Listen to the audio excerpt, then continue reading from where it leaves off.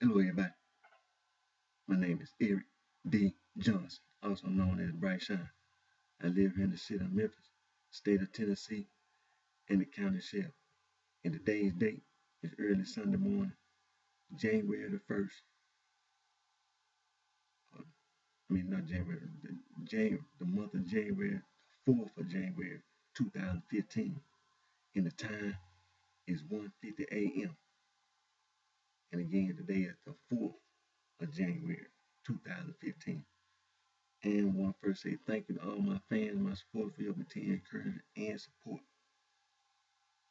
I'm continuing to be employed at a company here in the city of Memphis, state of Tennessee, in the county sheriff, called Ameripie, right there on the corner of Vance Avenue and Walnut Street.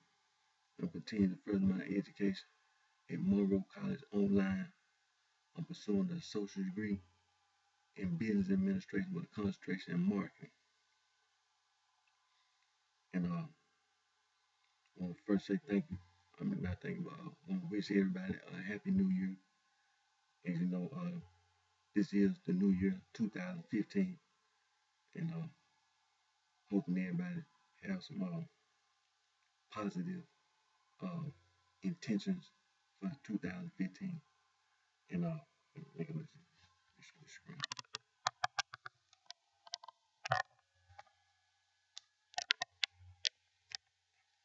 Okay. And no, I had to screen looking. It was too far back. But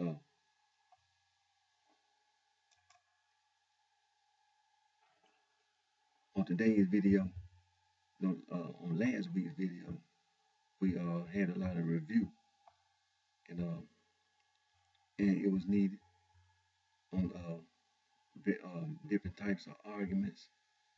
We had review on some definitions. We had a review on secret societies, and we had a review on the history of institutions of higher learning here in the United States of America, which was very important. We had a review on the history of sororities and the history of fraternities. We had a review on the history of the street gangs here in the United States of America and around the world. And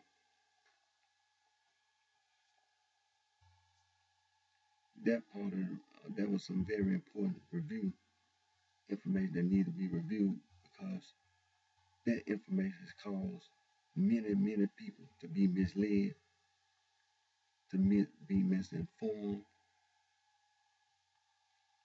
and it was just information that needed to be understood, that in today's society, these different secret societies, sororities, and fraternities, these street gangs, and things of this nature have been exposed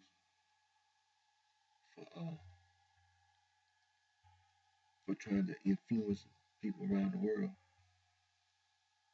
in a very diabolical and a very suspicious manner. But like I said, people have exposed the sororities, have exposed the fraternity, and they most definitely have exposed these secret societies for their disregard for human life. So today, on today's video, since we've already reviewed the information and we have time, we're going to take time on today's video and tomorrow's video to go over information that needs to be gone over. And we need to continue with the East African slave trade, the West African slave trade.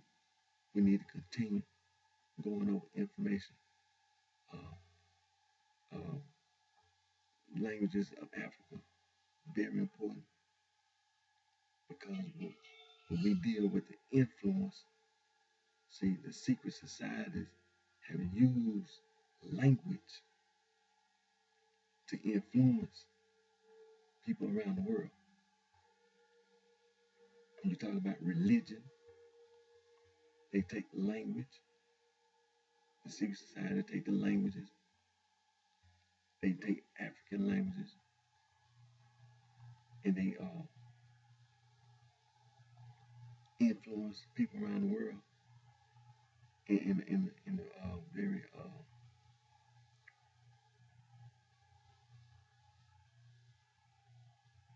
when you say right and wrong, see, when you're talking about language, see, that's another thing that many people have criticized the secret societies about right and wrong. So, like I say, on today's video and tomorrow's video, information that we reviewed, like I just previously said, we're not going to go over that information today because we're going to spend our time on the languages. We're going to go with it on this, because there's some very important information that need to be emphasized. We need to put heavy emphasis on the slave trade for a reason, on the languages for a very important reason. People living in the Western Hemisphere, people living outside of Africa, whose ancestors originated from the east coast of Africa. Then information needs to be emphasized.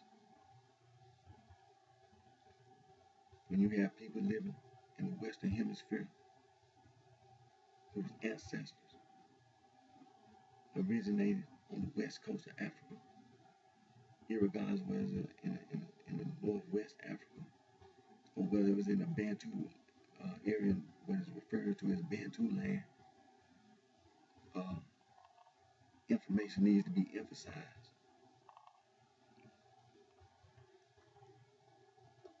So we're going to go into that right now.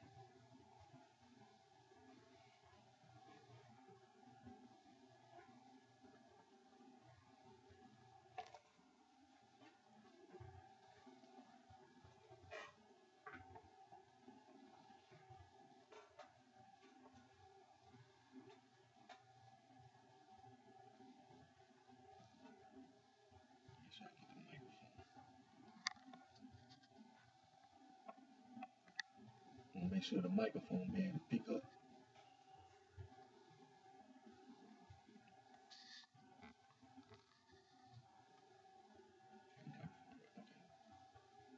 Okay, we're going to Wikipedia.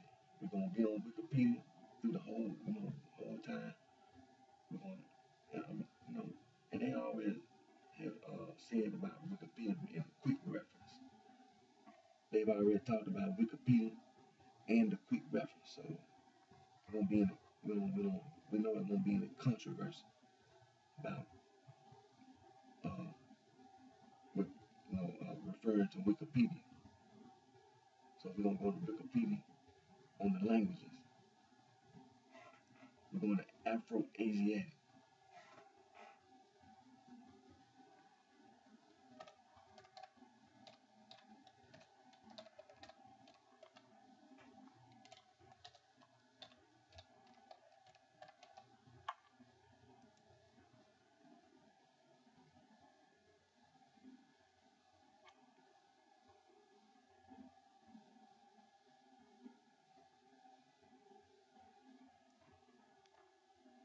The Afro-Asiatic language, the Berber, the Chadic, the Cushitic, the Egyptian, the Omotic, and the Semitic.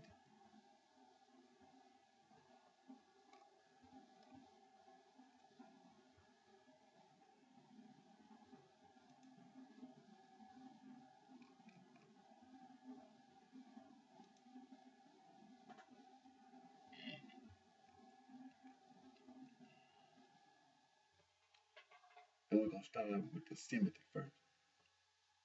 In the Semitic language, language family originating in the Near East, who live and represent and spoken by more than 470 million people across North called much of Western Asia, North Africa, and the Horn of Africa, as well as in large expatriate communities in North America and Europe. Now, the Semitic languages, Arabic, Amharic, Hebrew, Tigrinya, and Aramaic.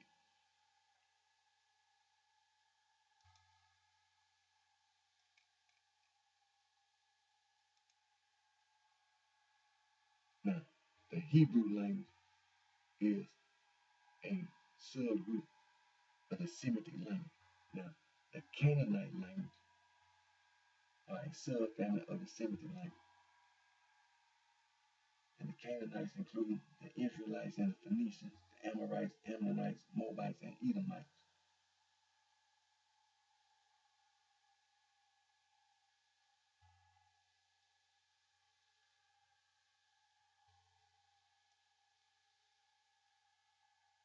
It says that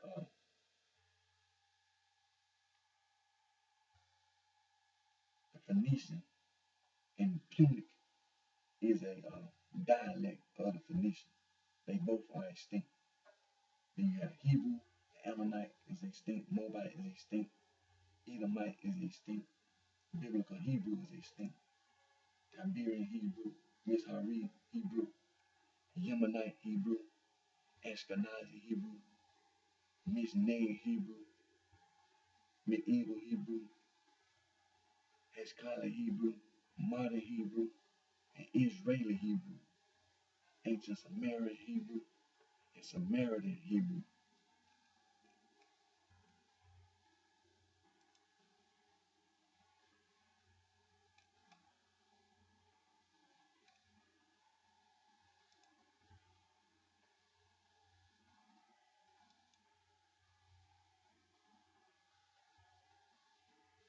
The Arabic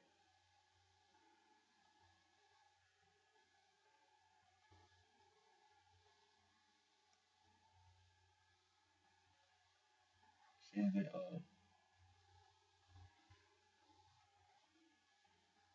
is a Semitic language. Says varieties of Arabic spoken in wide Arabic territory stretching across the Middle East, North Africa, and the Horn of Africa. Saying that Arabic usually designates one of three main variants: classical Arabic, modern standard Arabic, and colloquial dialectical Arabic.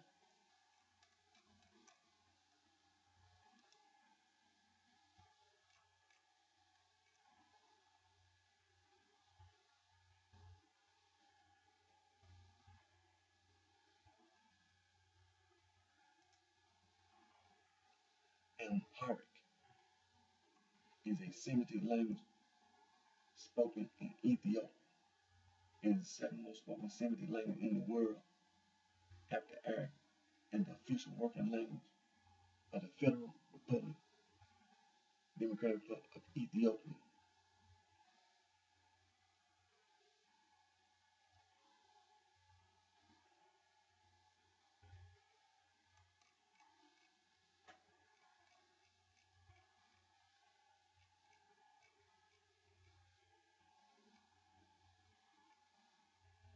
And we're not gonna have to go. We already went over about the Amharic and about the Rastafarians being down in Jamaica and how that came about.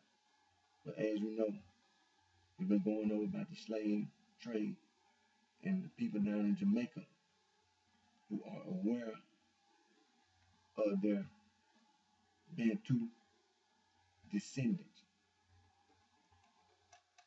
and not Afro-Asiatic.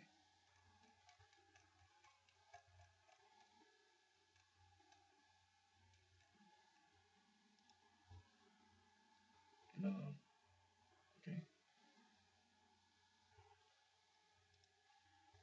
Tigrinya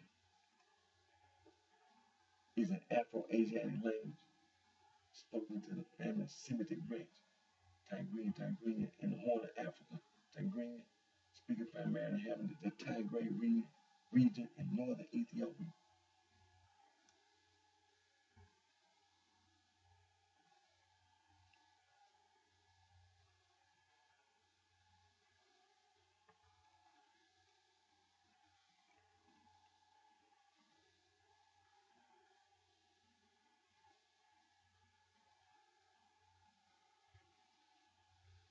Okay, it said that Tigrinya was one of Eritrea's official language during its short-lived federation with Ethiopia. 1958 was replaced with the southern Ethiopian Amharic prior to its annexation upon Eritrea's independence in 1991. Tigrinya retained its status of working language in the country, the only state in the world today to award Tigrinya recognition on a national level.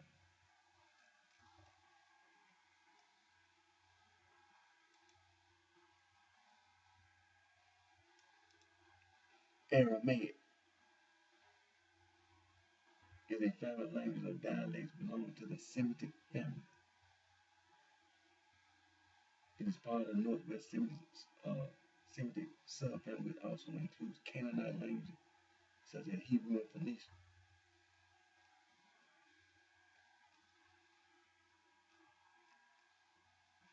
The history of Aramaic is broken down into three broad periods: Old Aramaic, Middle Aramaic, and Modern Aramaic.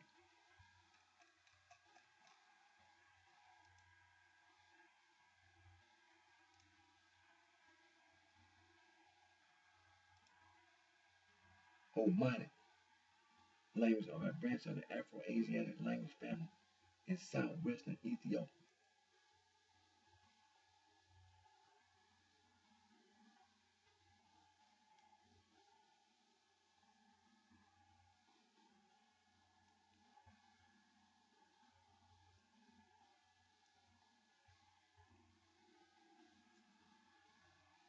They according to the linguists, they recognize the North and the South Omitic branches, but they have controversy about the Mao languages. So,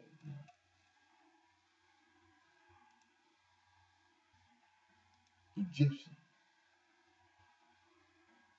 is a branch of the Afro-Asiatic language family.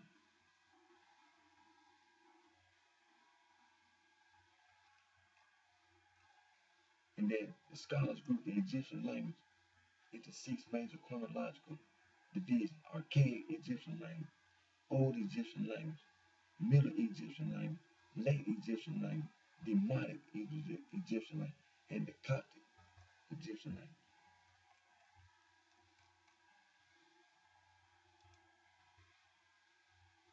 The Cushitic language.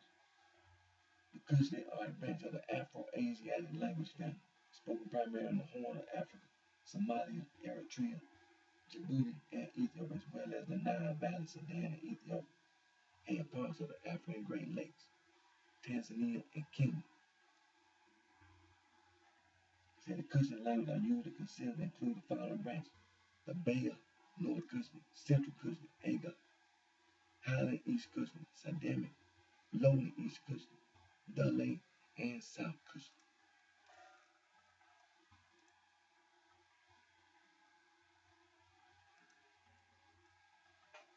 The Chadic language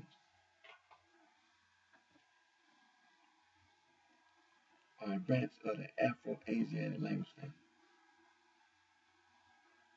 that is spoken in parts of the Sahel. They include 150 languages spoken across northern Nigeria, southern Niger, southern Chad, Central African Republic, and northern Cameroon. The most widely spoken Chadic language is Hasse. Now, it says that there are branches of the Chadic branch. West Chadic has two branches: A, the Hasse, Run, Boli, and Angus language, and B, the Badi, the Wajah, and Zar language. Bu Madare, Central Chadic, three branches: A, the Bure, Kanwi, Bete; B, Dume, and Musbu; C, Gadar. East Chadic, two branches: A, the Tumat, Nansiri, and Kire; B, Dangliet, Kulu, and Socorro, and Mese.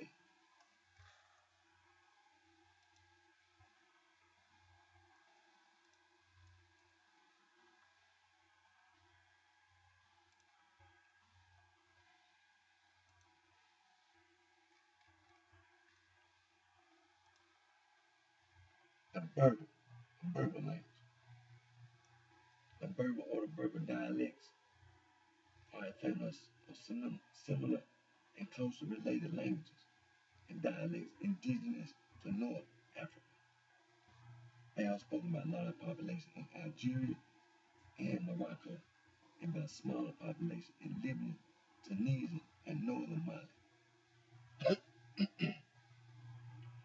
western and northern Niger, northern Burkina Faso, Mauritania, and the Siwa oasis of Egypt. There are 6 major variants of Berber, each with at least 2 million speakers. They are in order: Tashili, Kabyle, Atlas, Tamizite, Riflin, Shawi, and Tuareg.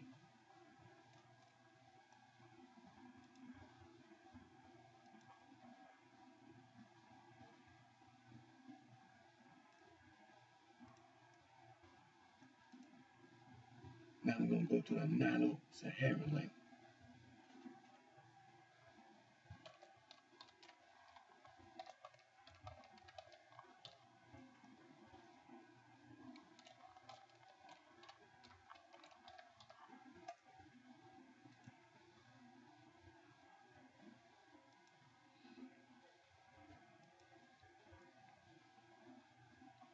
So the Nilo-Saharan language are a composed family of African languages spoken by some 50 million people, mainly in the upper parts of the Chari and Nile rivers, including historic Nubia, north of where 2 tributaries now meet. The languages extend 17 nations in the northern half of Africa, from Algeria to Benin in the west, from Libya to the Democratic Republic of Congo in the center, and from Egypt to Tunisia in the east.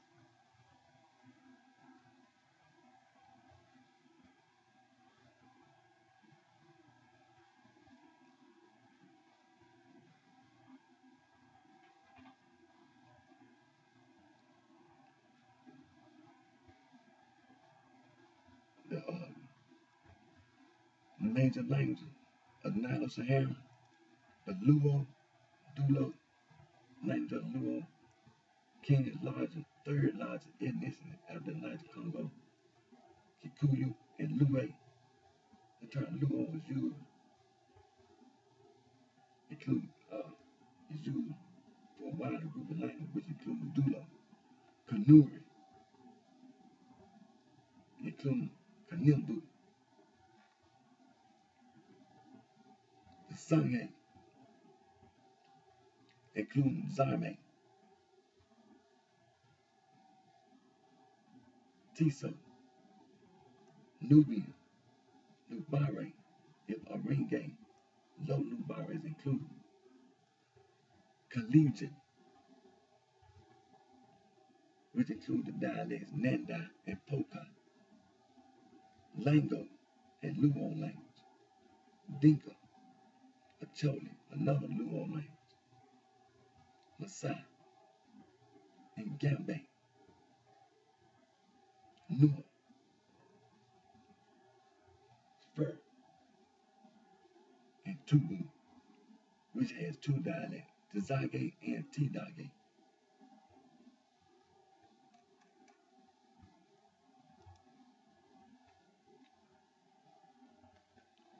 Now we're going to go to the Niger, Congo, A and B.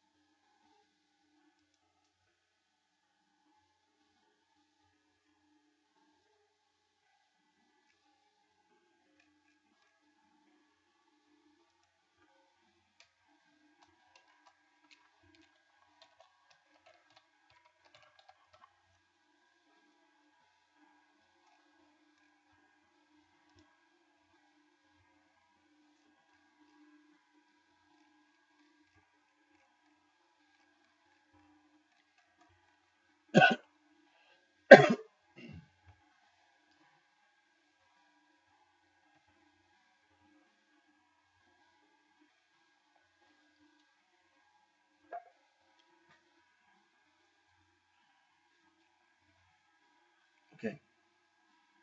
we, we're on Niger Congo language, Niger Congo A and B language.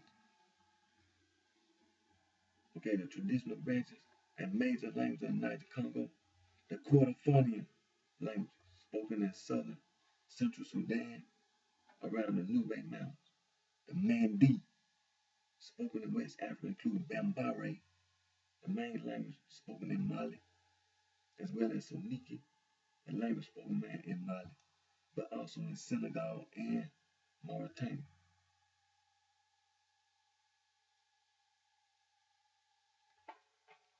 Ijo in Nigeria, including Ijo and Difake, the Dogon spoken in Mali. Atlantic include Bolo spoken in Senegal and Fule, language spoken across the Sahel. Kru spoken in West Africa, including Biti and Yahweh and Dade. Sinufo spoken in Ivory Coast and Mali, with a geographic outline in Ghana and includes Sinari and Subyari. The Gerd languages such as Mo in Burkina Faso. Adamalwe language such as Chambe in Cameroon. The Ubangi languages such as Sango in the Central African Republic.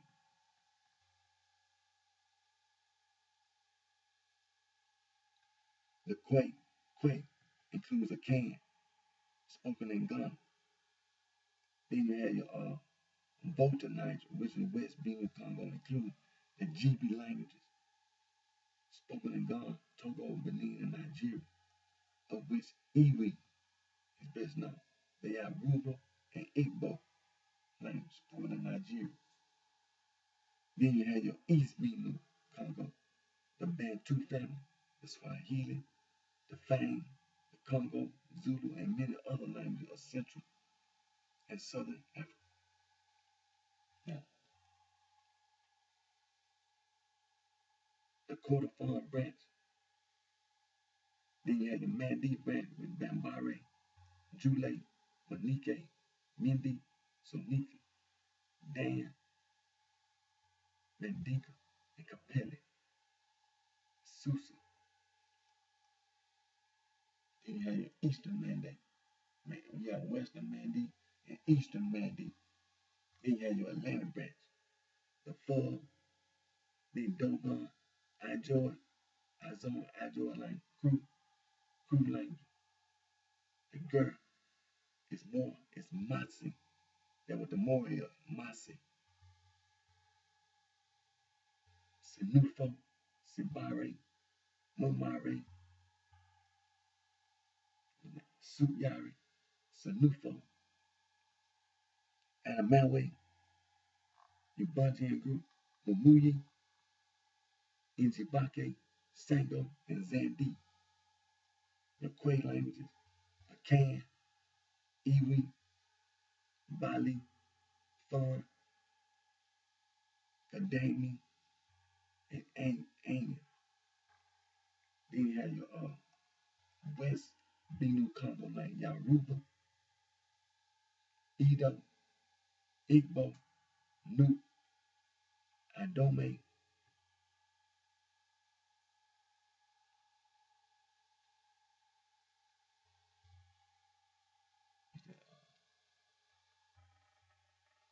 Isikiri, and Al Gale.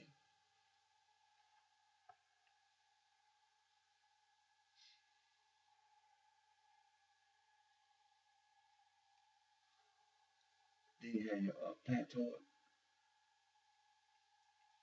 Kaji, Barone, Tay-Rock.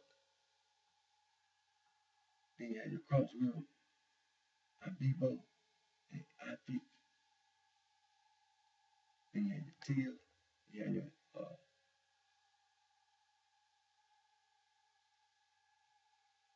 You have your northern Bantoid, Dacoid, Mambaloid, Ticaroid, Gyroid,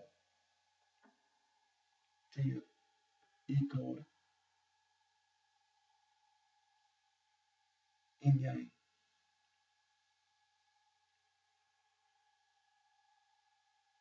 Then you have your southern Bantoid, BT, Fang, Lingale, Gikuyu, Kambe, Gusi, Miru, Sukume, Swahili, Gogo, and Yawisi, Katube, Luwande, and Voodoo, Congo, Yake, Ganda, Chica, and Yankori, Soge, Heya, Luyi, Nanda, Runde, Rundi, Hey, then you have Lube, Mtange, Sangi,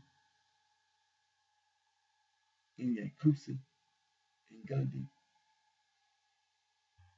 Inyanje, Tambuke, Sine, Makawi, Yang,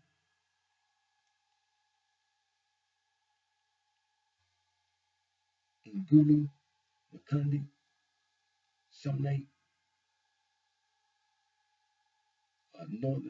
North Soto, and South Soto,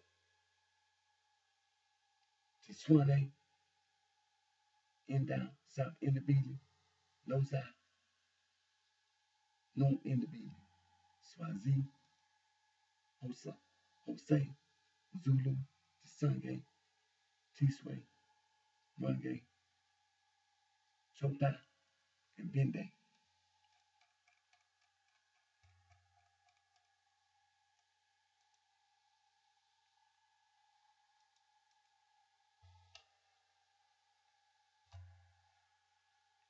Then you know your core saying is two groups of language, not one. It sounds like one, like core saying, but it's two groups of people, and they speak with click consonants. The core and the saying they are down by Swan and the Mimi, and then you have a very small group of them in Tanzania.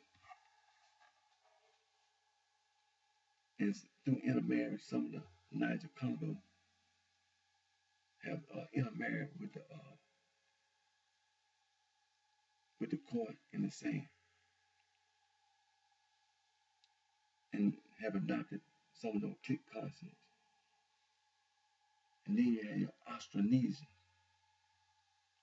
and then your Austronesians are located on Madagascar, the island of Madagascar, off the African coast, and also in other islands, in other islands and other nations. So now that we got the languages, now let's go to the East African slave trade.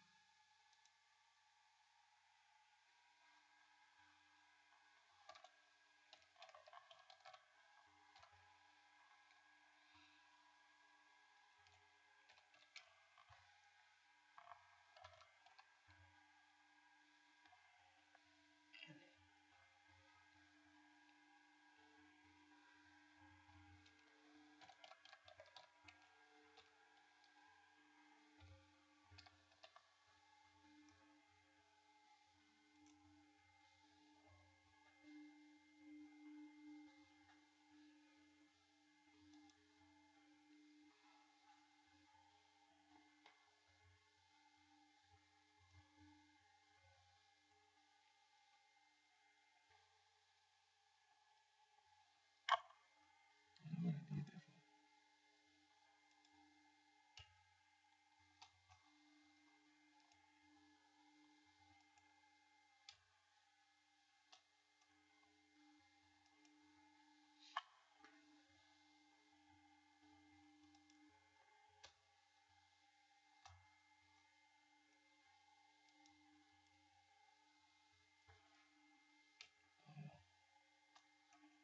Clear as that.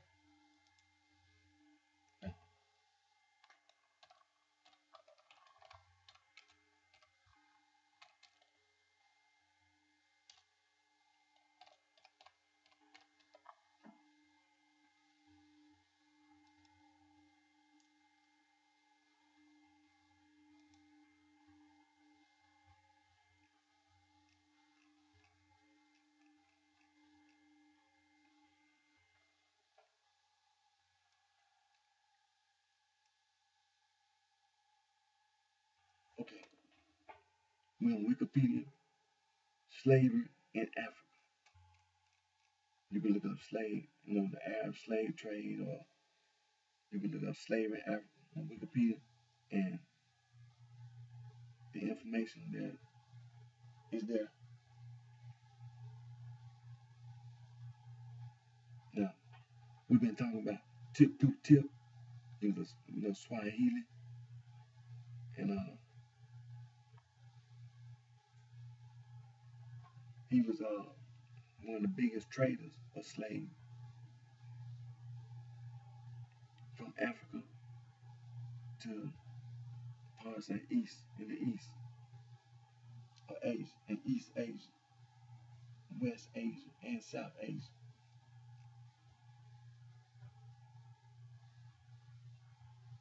And also slavery, they call it different forms of slavery.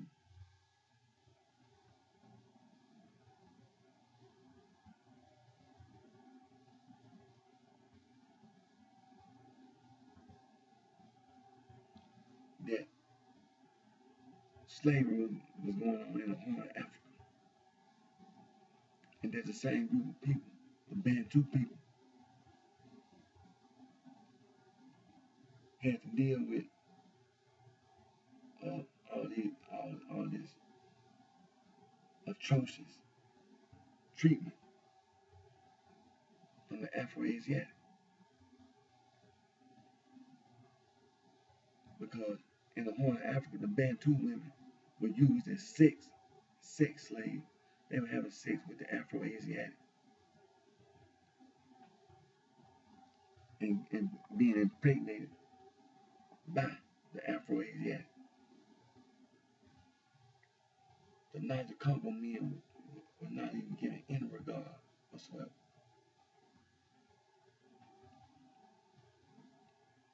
And so, when we bring this to the attention of the people who are descended from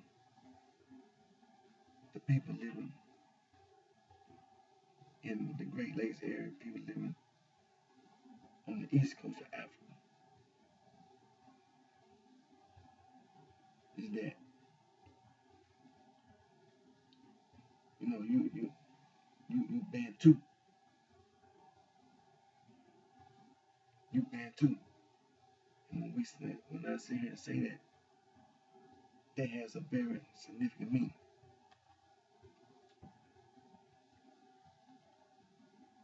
Just like when I say that I'm West African because of the slave trade, being a descendant of West African who were originally from West Africa. And that's the reason why we have to keep talking about slavery, because people are living all over this planet. And the choices and decisions they make are not choices and decisions that the Niger Congo A and B's make, the West Africans or the Bantu.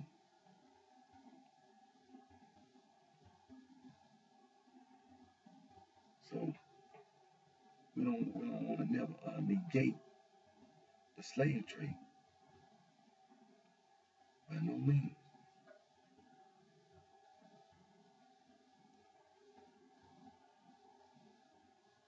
Because the people who are Bantu were called Zans in the Arabic language. That's the Afro-Asiatic language. When you say Bantu, you understand? And when you say Zans, the two words don't go together. What they call it, oxymoron. What they call an oxymoron.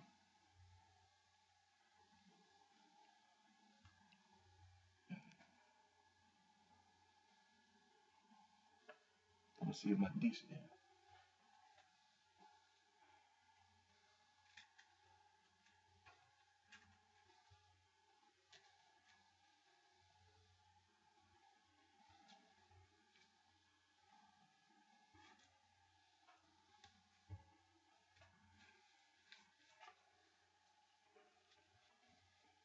the dictionary on that word.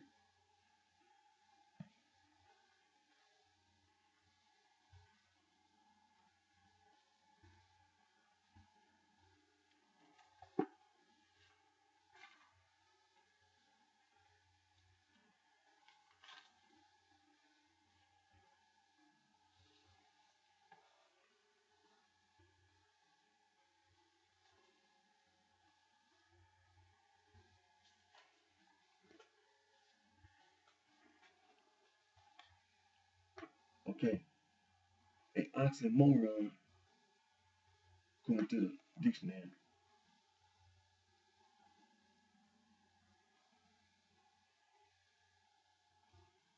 a combination of contradictory words.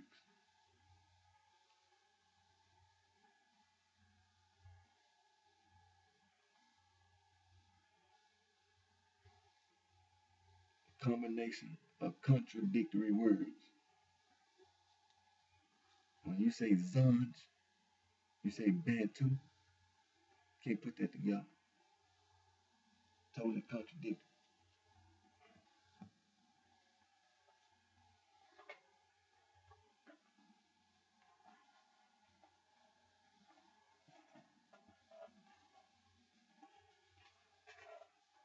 Got this towel up on here. But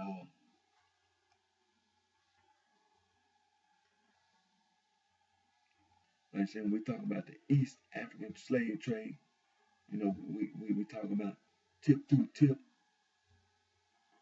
and we've been talking about Marambo, an Weezy warrior, who was also a slave trader, Irish trader, but he was involved in the slave trade.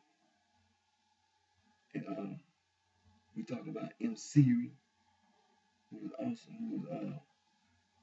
an associate of Tip Through Tip. M. Siri was an Weezy also. He was an Weezy, and we already know his fate.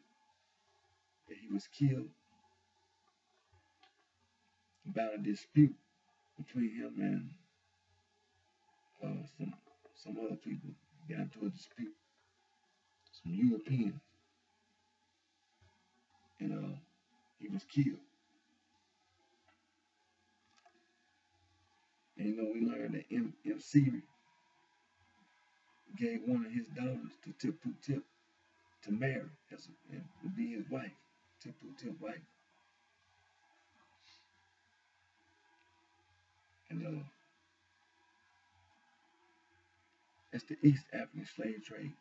We know about the island of Zanzibar, which was a transport, a place of transport.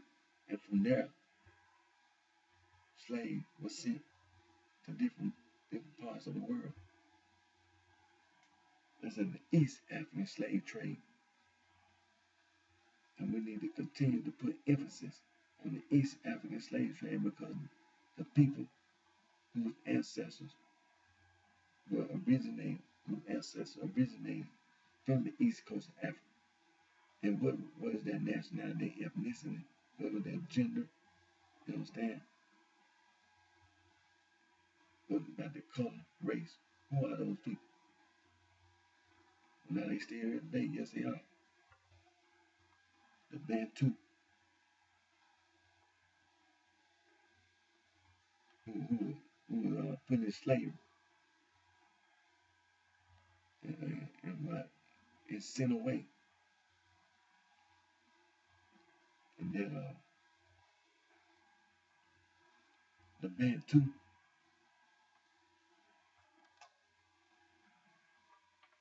know that all those who are living outside the country of Africa, whose ancestors descended from the east coast of Africa, and they were Bantu. It means you are a descendant of Bantu.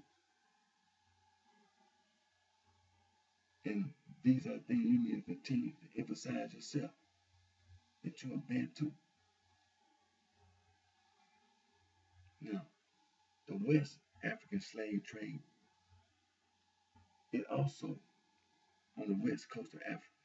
in Bantu land, also in West Africa, the slave trade was going on, and tip to tip was directly and indirectly involved in the East African slave trade as well as the West African slave trade. You understand? The West African slave trade, you know, the west coast of Africa. We're talking about Bantu land. We're talking about the west coast of Africa. And when people be assuming,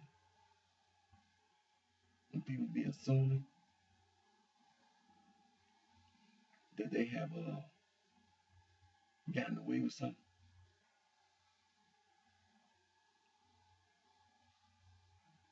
you will see that they didn't get away with it. And the things that we emphasize about the West, the slave trade on the West Coast,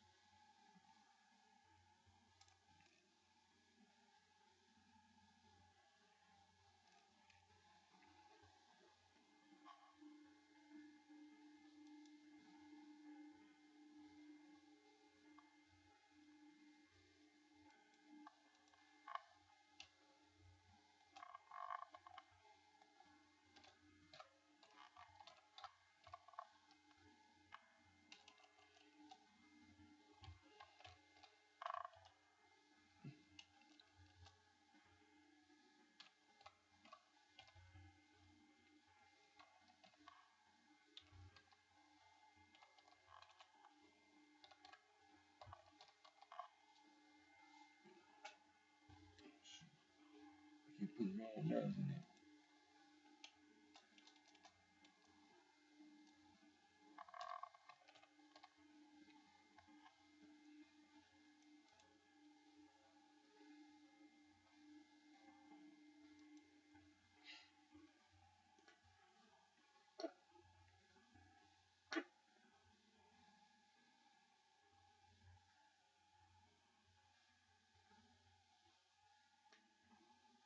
Now, when we talk about the East African slave trade, we know that the Arabs, who are Afro-Asiatic, and also the Ethiopians, the Somalians, being the Ethiopian, the Omani, and the Amharic, and the Kushite, the Somali being the Kushite, and the Arab, they all Afro-Asiatic, including the Egyptians. You understand? And then when you think about the Hebrew, because it's something we have to always say about religion. We need to make sure we don't forget this one thing. When you talk about this Muslims, the Arabs, you don't leave out Christianity. You don't leave out that Judaism. You don't leave that out because the Afro-Asiatic, you know what I'm saying? They be involved in a lot, and that's what it means. The Arabs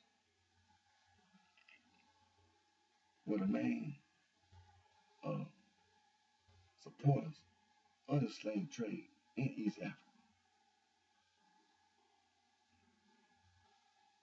They were the main supporters of the slave trade in Africa,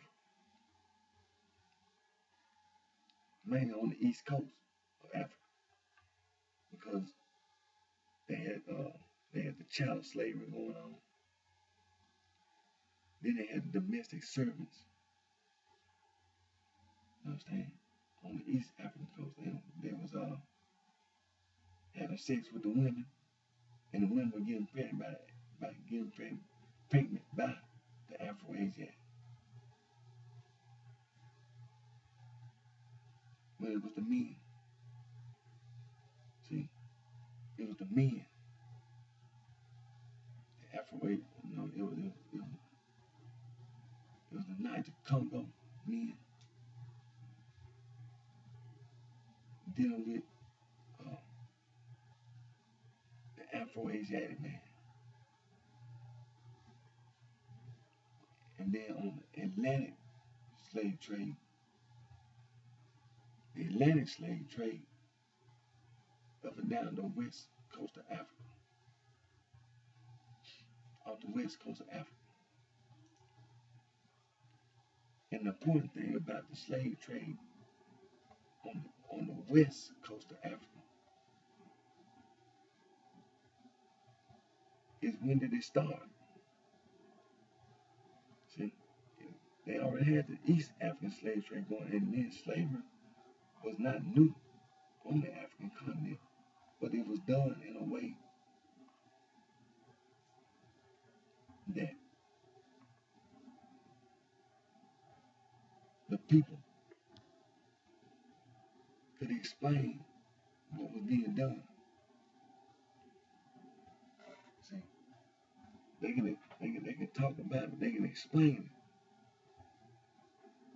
it because Niger Congo. See,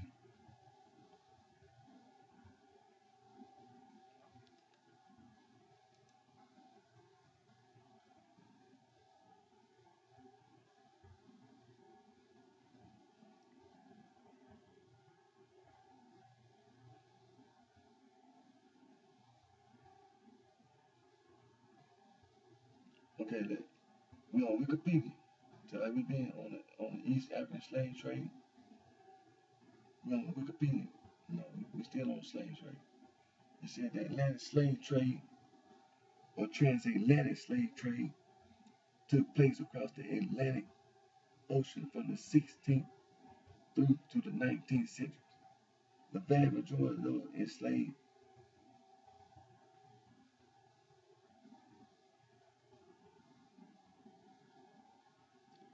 it said the vast majority of those enslaved that were transported to the New World made many others on the triangular trade route in the Middle Passage were West Africans from the central and western parts of the continent sold by West Africans to Western European slave traders or by direct European capture to the American. Read that again. It said the vast majority of those enslaved that were transported to the New World, many on the triangular trade route in this Middle Passage, were West Africans from the central and western parts of the continent sold by West Africans to Western European slave traders or both North and South America.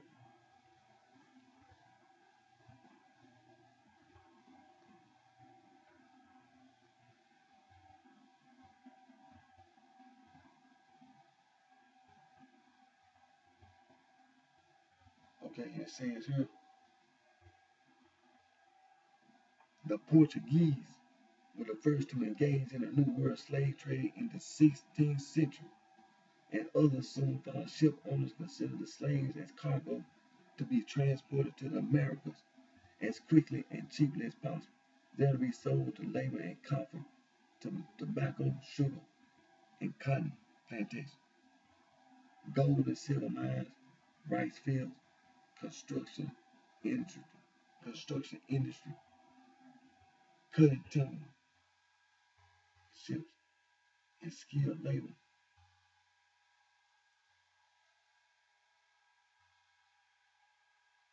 And skilled labor, and as they mentioned, the first American imported to the English colonies were classified as indentured servants. It said the first Americans imported to the English colonies were classified as indentured servants, like workers coming from England, and also as apprentices for life. By the middle of the 17th century, slavery had hardened as a racial caste. They and their offspring were legally the property of their owners, and children born to slave mothers were slaves. As property, the people were considered merchandise or units of labor. They were sold at markets with other goods and services.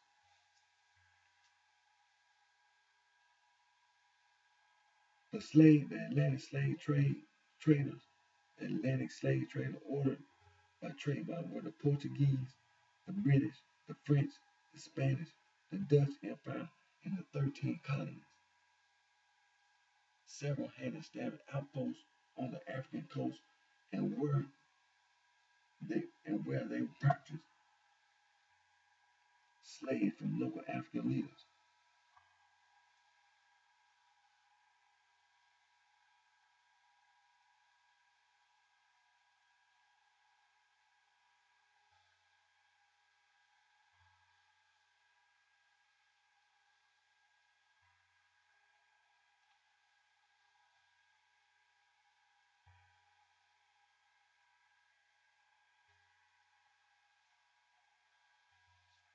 Okay.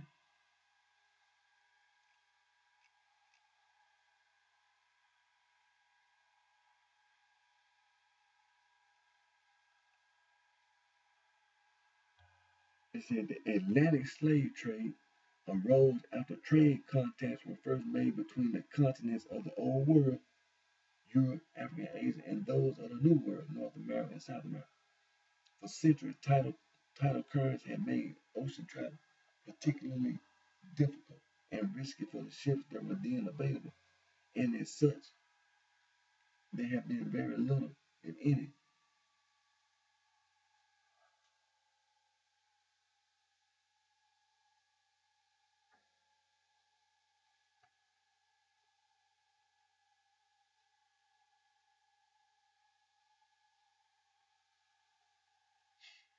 if any, there have been very little, if any, naval contacts between the peoples living in these continents. In the 15th century, however, new European developments in seafaring technology meant that ships were better equipped to deal with the problem of tidal currents and could begin traversing the Atlantic Ocean by 1600 and 1800. Between 1600 and 1800, approximately 300,000 sailors engaged in the slave trade visited West Africa. In doing so, they came into contact with society living along the West African coast and in America, which they had never previously encountered.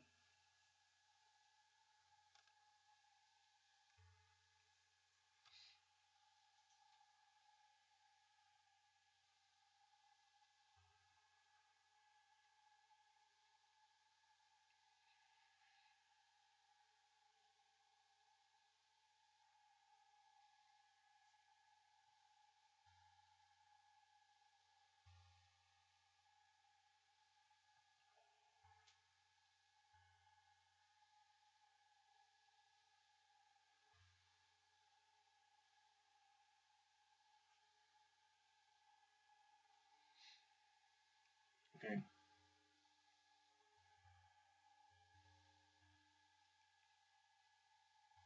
Upon discovering new lands through their naval exploration, European colonizers soon began to migrate to and settle in lands outside their native continent. Off the coast of Africa, European migrants under the direction of the King of Castile invaded and colonized the Canary Islands during the 15th century, where they converted much of the land to the production of wine and sugar.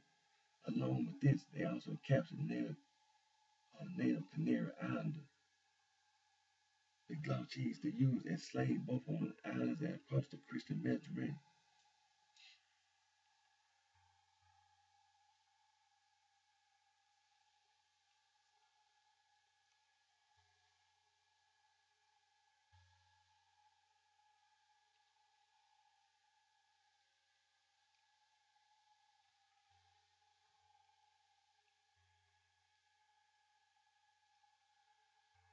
Now I was reading,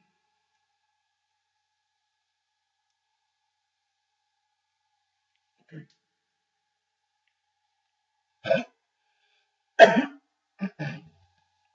It says here, down where it said the 16th, 17th, and 18th centuries on Wikipedia. The Atlantic slave trade is customarily divided into two eras, known as the first and second Atlantic systems. The first Atlantic system was the trade of enslaved Africans to primarily South American colonies of the Portuguese and Spanish empires. It accounted for slightly more than 3% of all Atlantic slave trade. It started on a significant scale in about 1502 and lasted until 1580, when Portugal was temporarily united with Spain. While the Portuguese were directly involved in trading enslaved people, the Spanish Empire relied on an asiento system, awarding merchants, mostly from other countries, the license to trade enslaved people to their colonies. During the first Atlantic system, most of these traders were Portuguese, giving them a near monopoly during the era. It says here, some Dutch, English, and French traders also participated in the slave trade. It said after the Union, Portugal came under Spanish legislation that prohibited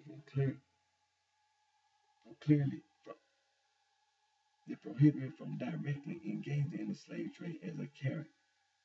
It became a target for the traditional enemies of Spain, losing a large share, losing a large share of mostly Dutch, English, and French. Said the second Atlantic system was the trade of enslaved Africans by mostly English, Portuguese, French, and Dutch trade. The main destination of this phase were the Caribbean colonies and Brazil. Let me read that again.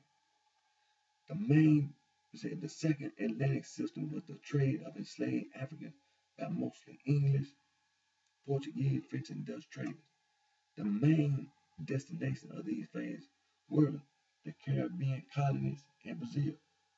As European nations built up economically slave-dependent colonies in the New World, slightly more than 3% of the enslaved people exported from Africa were traded between 1450 and 1600 and 16% in the 17th century.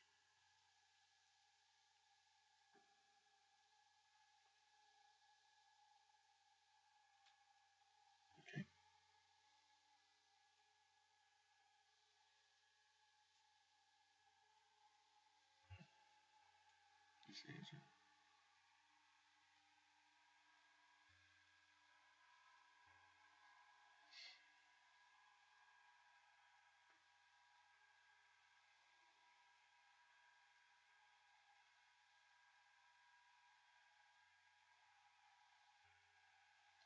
It says here,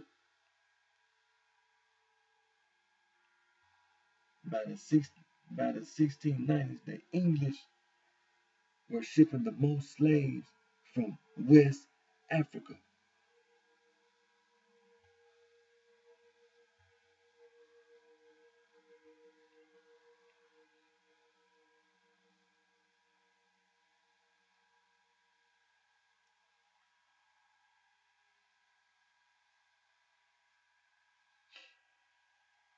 See, I'm gonna read that again. By the 1690s, the English were shipping the most slaves from West Africa. They maintained their position during the 18th century, becoming the biggest shippers of slaves across the Atlantic.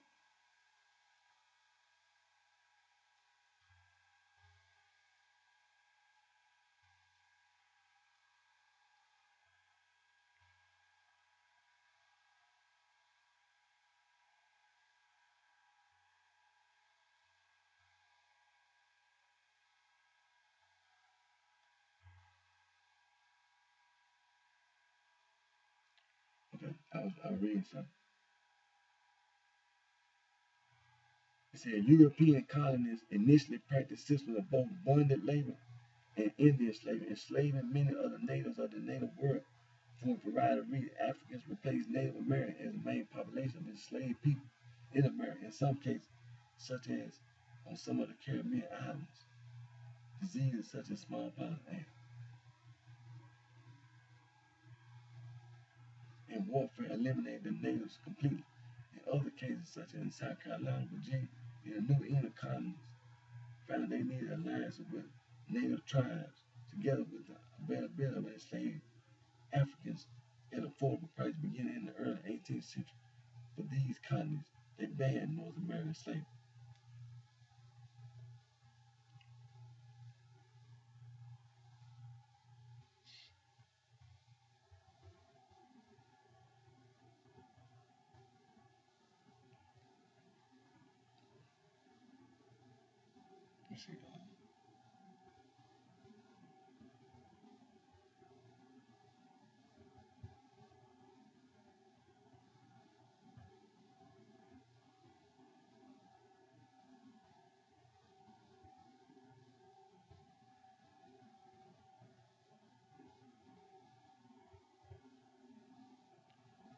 It says here, where it says triangular trade on Wikipedia, it says here,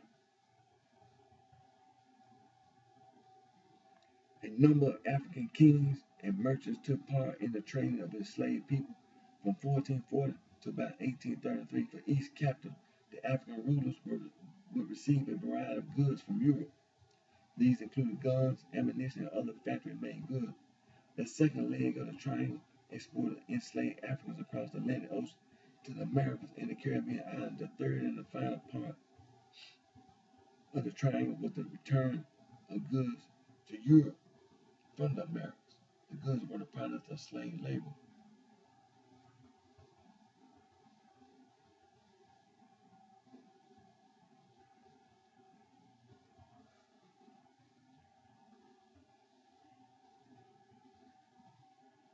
See, the goods were the products of slave labor plantation included cotton, sugar, tobacco, molasses, and rum.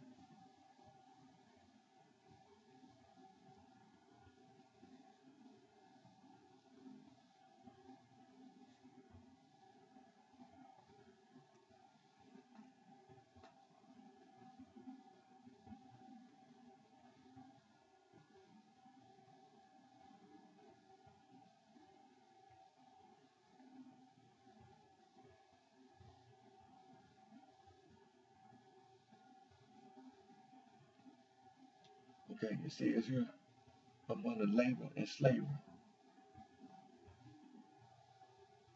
See, the Atlantic slave trade was the result of, among other things, labor shortage itself, in turn created by the desire of European colonists to exploit New World land and resources for capital profits. Said native peoples were at first utilized as slave labor for Europeans until a large number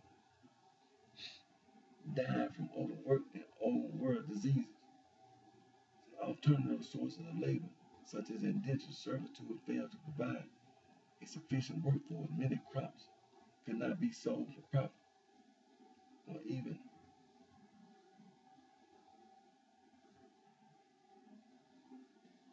grown in Europe. Exporting crops and goods from the New World to Europe often proved to be more profitable than producing them on the European mainland.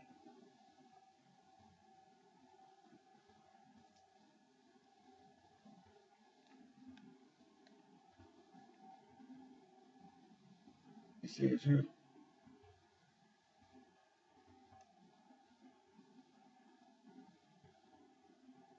a vast amount of labor was needed to create and sustain plantations that required intensive labor to grow, harvest, and process prized tropical crops. Western Africa, part of which became known as the Slave Coast, in later Central Africa became a source for enslaved labor to meet the demand for labor.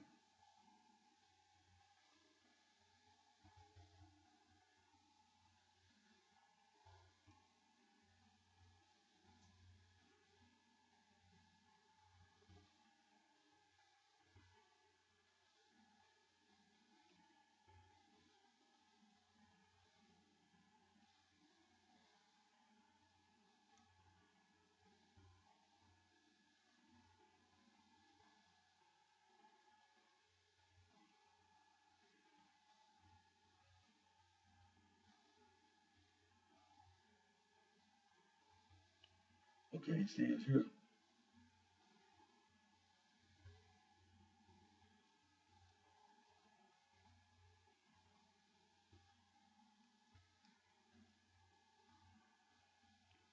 Slavery in Africa and the New World contrasted.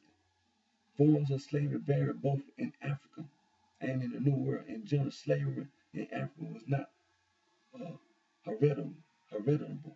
That is, the children of slaves were free, while in the Americas, children of slave mothers were considered born into slavery.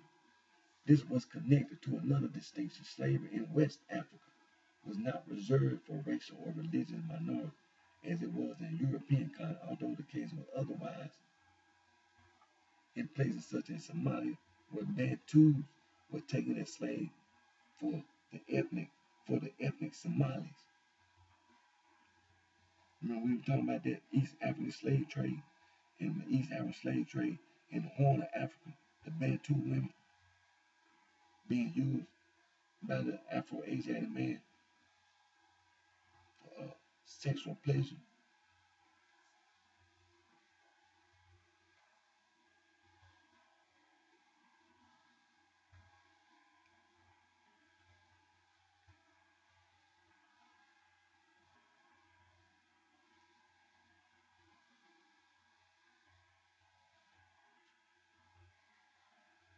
Okay, it says here, slave market regions and participation.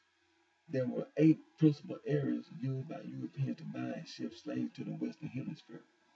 The number of enslaved people sold to the New World varied throughout the slave trade. As for the distribution of slaves from regions of activity, certain areas produced far more enslaved people than others. Between 1650 and 1900, 10.24 million enslaved Africans arrived in the Americas from the following regions in the following proportions. Senegal and the Gambia, 4.8%.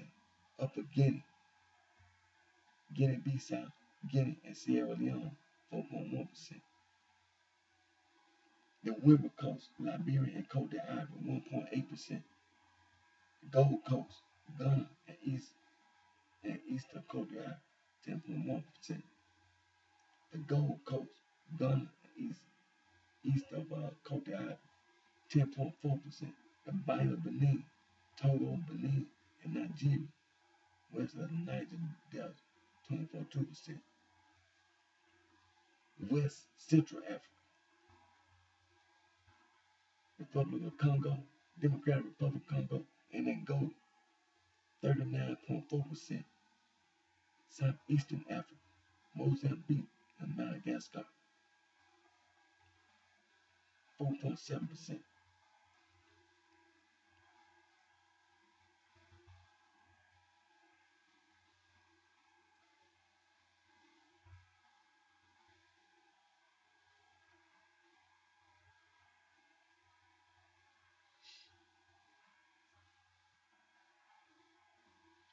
When it says ethnic groups, the different ethnic groups brought to America closely correspond to the regions of heaviest activity in the slave trade. Over 45 distinct ethnic groups were taken to the Americas during the trade. Of the 45, the 10 most prominent, according to slave documentation on the era, are listed below. Number 1, the Bakongo of the Democratic Republic of Congo and Angola. Number 2, the Mandi of Upper Guinea. Number 3, the GB speakers of Togo, Ghana, and Benin, and Jamina Ibi Fon. Number 4, the Akan of Ghana or Cote d'Ivoire. Number 5, the Wolof of Senegal and the Gambia. Number 6, the Igbo of southeastern Nigeria. The Mbundu of Angola include both Mbundu and Ovimbundu. Number 8, the Yoruba of southwest Nigeria. Number 9, the Chambe of Cameroon. Number 10, the Macau of Mozambique.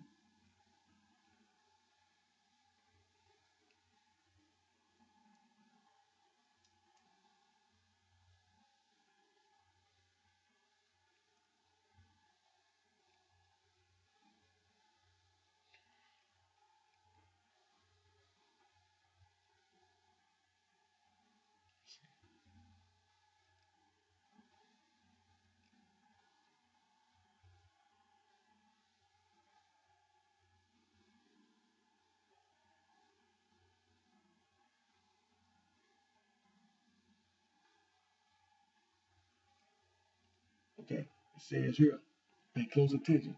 We're on Wikipedia. We're on Wikipedia. It's very important. New World, the New World destination. Say the first slaves to arrive as part of a labor force in the New World reached the island of Hispaniola. That's what they call Haiti in the Dominican Republic in 1502. I'll read that again.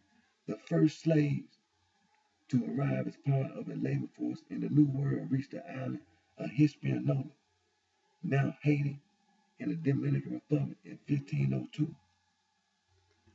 Cuba received its first 4 slaves in 1513. Jamaica received its first shipment of 4,000 slaves in 1518. Said slave exports to Honduras and Guatemala started in 1525. Pay close attention. Pay close attention. The first enslaved Africans to reach what would become the United States arrived in January 1526 as part of a Spanish attempt to colonize South Carolina near Jamestown.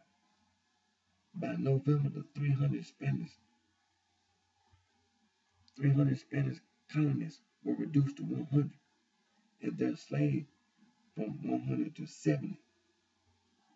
The enslaved people revolted and joined a nearby Native American tribe, while the Spanish abandoned the colony altogether. Said Colombia received its first enslaved people in 1533. El Salvador and Costa Rica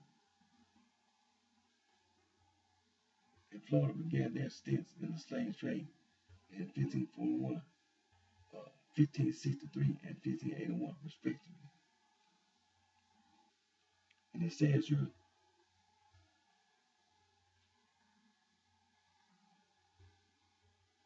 the 17th century saw an increase in shipments, with Africans arriving in the English colony Jamestown, Virginia in 1619.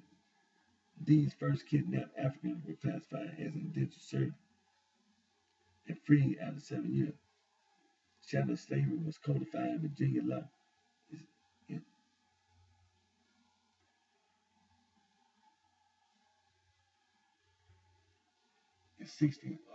chattel slavery was codified in Virginia law in 1656, 1622. The colony adopted the principle of party circumvention, by which children of slave mothers were slave regardless of return. Irish immigrants took slaves to Montserrat in 1651 and 1965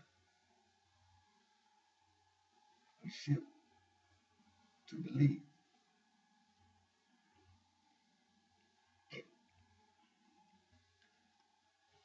Okay, it said by 1802, Russian colonists noted that Boston, U.S. based skippers were trading African slaves for other pelts with the Tlingit people in southeast Alaska. It says here distribution of slaves from 1519 to 1867. Portuguese America, 38.5%.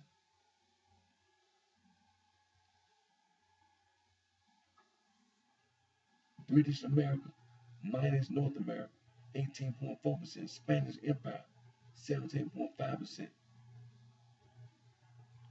British North America, 6.45%.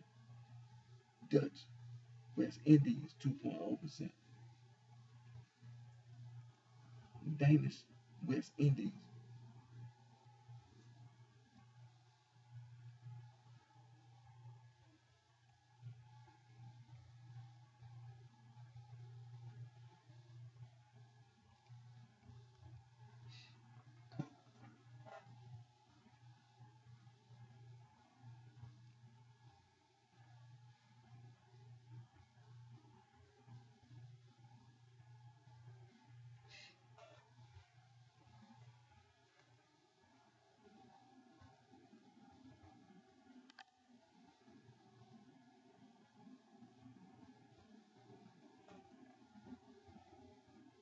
see.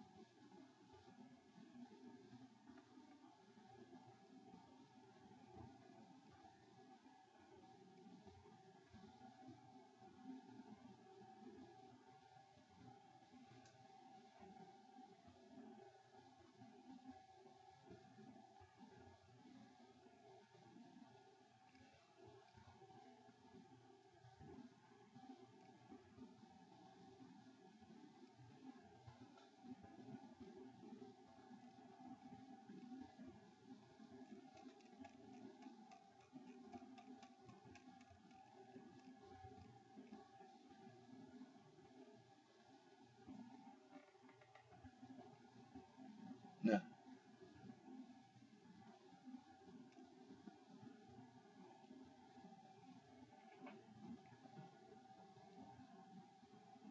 okay, what it says,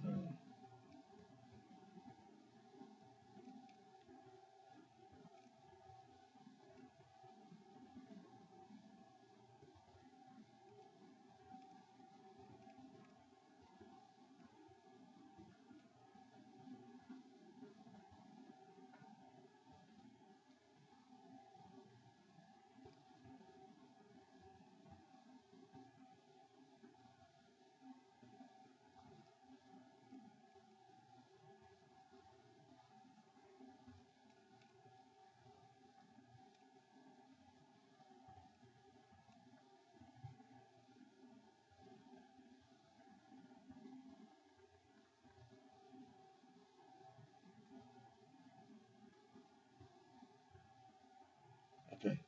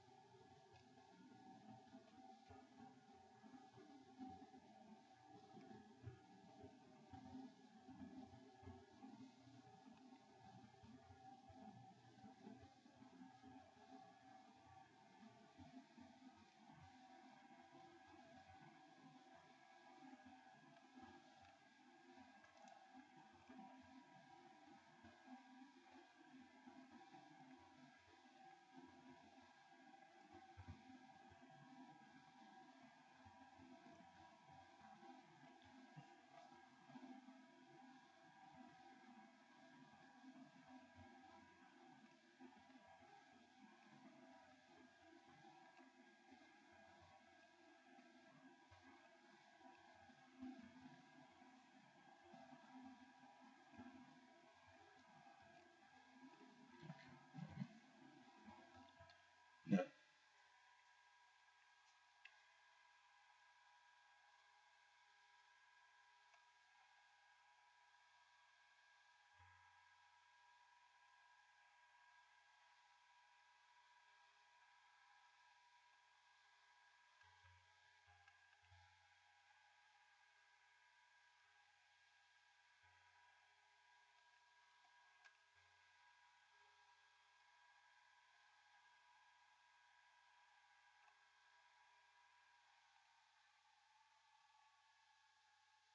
yeah, okay. When we was talking about the New World destinations, Colombia received its first enslaved people in 1533. El Salvador, Costa Rica, and Florida began their stints in the slave trade in 1541, 1563, and 1581, respectively. Now, this is what I want to do something about these dates. The 17th century saw an increase in shipment, with Africans arriving in the English colony of Jamestown, Virginia, in 1619. These first kidnapped Africans were classed as indentured servants and freed after 7 years. Chattel slavery was codified in Virginia law in 1656 and 1662.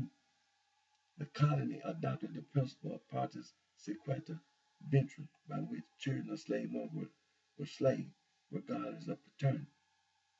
Irish immigrants took slaves to Munster Rock. In 1651 and in 1655, slaves were shipped to Belize.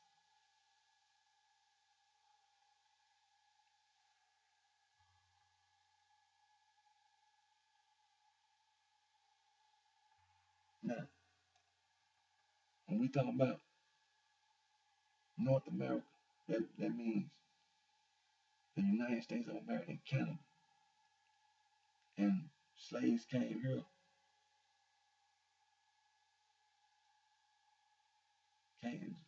started in Jamestown, Virginia. Now, it wasn't no colonies, that's where the 13 colonies came from, but it started in Jamestown, Virginia in 1619. See, people had been coming over to the United States of America.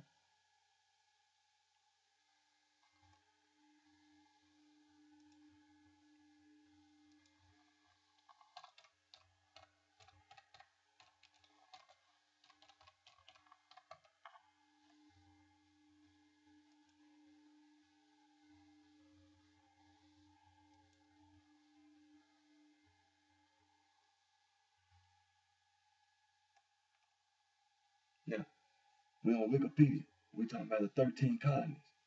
You see, the 13 colonies were the British colonies on the Atlantic coast of North America, founded between 1607 Virginia and 1733 Georgia. Individual colonies began collaborating at the Albany Congress of 1754 to demand more rights and set up a Continental Congress in 1774.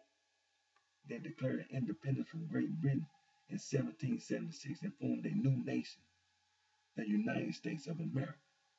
The 13 colonies were Delaware, Pennsylvania, New Jersey, Georgia, Connecticut, Massachusetts Bay, Maryland, South Carolina, New Hampshire, Virginia, New York, North Carolina, and Rhode Island, and Providence Plantations.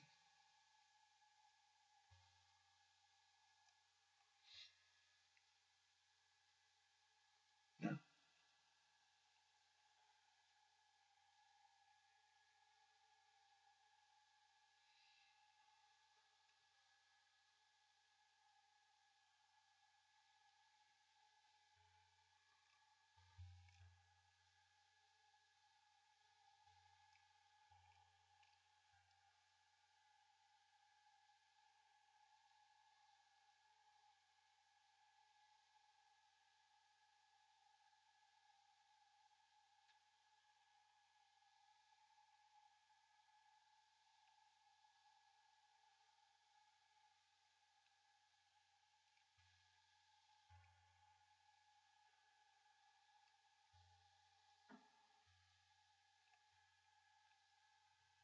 okay, now, when we talk about 13 colonies, we talk about slaves.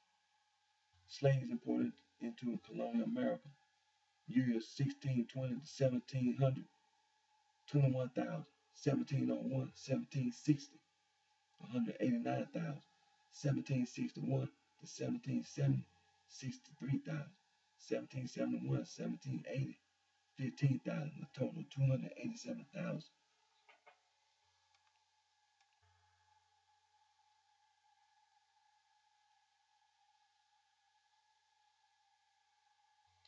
It says that slavery was legal and practiced in each of the 13 colonies. In most places, involved house servants or farm workers. It was of economic importance in the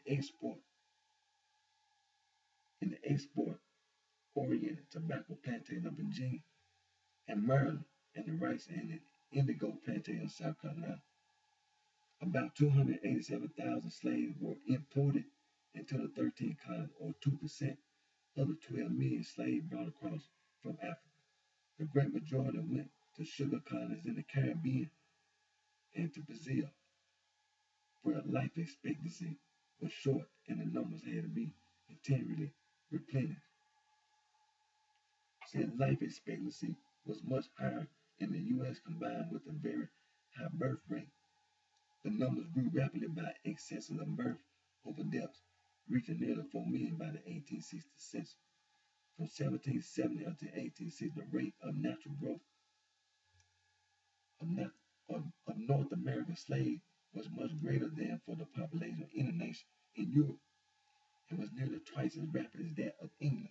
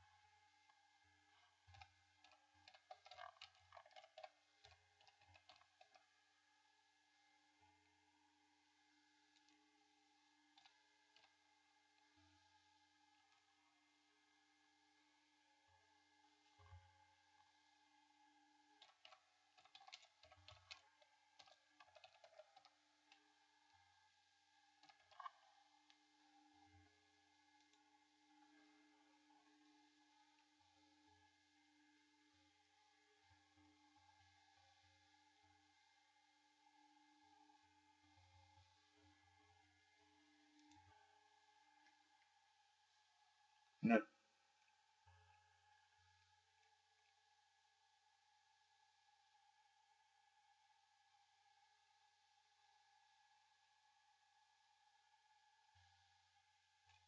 let's talk about Canada for a minute. Now, when we talk about North America, we talk about the United States of America, and then we talk about Canada. Now it says here, slavery in Canada includes both slavery as part as practiced by First Nations and land that now comprises Canada before European colonization, as well as slavery under European colonization, the latter of which existed until 1833, when slavery was officially abolished.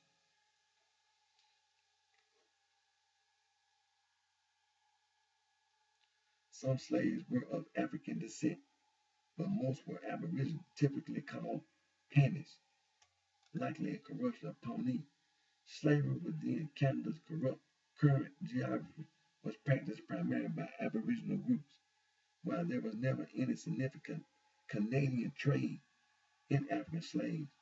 Native nations frequently enslaved their rivals in a very modest number, sometimes none in a number. In a number of years were purchased by colonial administrators, rarely by settlers until 1833, when the slave trade was abolished across the British Empire. A small number of African slaves were forcibly brought as chattel by Europeans to New France, Acadia, and the latter British North America. See chattel slave during the 17th century. Those in Canada came from the American colonies, as no shiploads of human chattel came to Canada directly from Africa. The number of slaves in New France is believed to be in hundreds. They were house servants and farm workers. There were no large-scale plantations in Canada, and therefore no large-scale plantation slave workforce of the sort that existed in most European colonies in the southerly Americas, from Virginia to the West Indies to Brazil. Because early Canada's role in the transatlantic slave trade was so minor, the history of slavery in Canada is often overshadowed by the more tumultuous slavery practice elsewhere in Americas, mostly infamously in the American South, in the colonial Caribbean.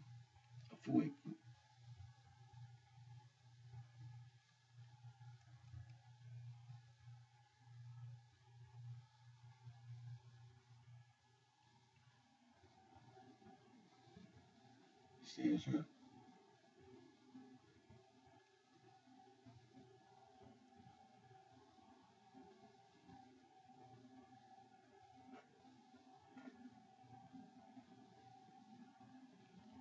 it says here, in 1628, the first recorded slave in Canada was brought by a British convoy to New France. It says Olivier Le Juni was the name given to the boy originally from Madagascar. His given name resonates somewhat within the Code Noir, although the code was not established until 1685. The Code Noir forced baptism and decreed the conversion of all slaves to Catholicism.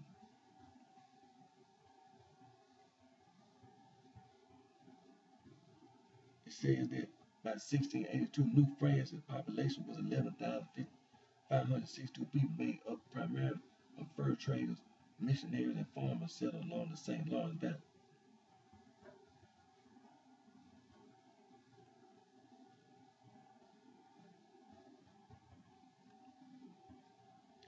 It says here,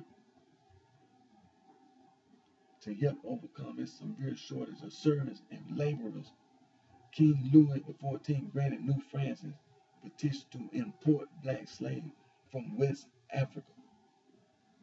While slavery was prohibited in France, it was permitted in its colonies as a means of providing the massive labor force needed to clear land, construct buildings, and in the Caribbean colonies work sugar plantations. New France soon established its own Code Noir, defining the control and management of slaves. The 1685 Code Noir set the pattern of policing slavery. It required that all slaves be instructed as Catholics, not as Protestants. It concentrated on defining the condition of slavery and established harsh control. Slaves had virtually no rights, though the code did enjoin masters to take care of the sick and old. The blacks were usually called servants. In the harsh gang system was not used, death rates among slaves were high.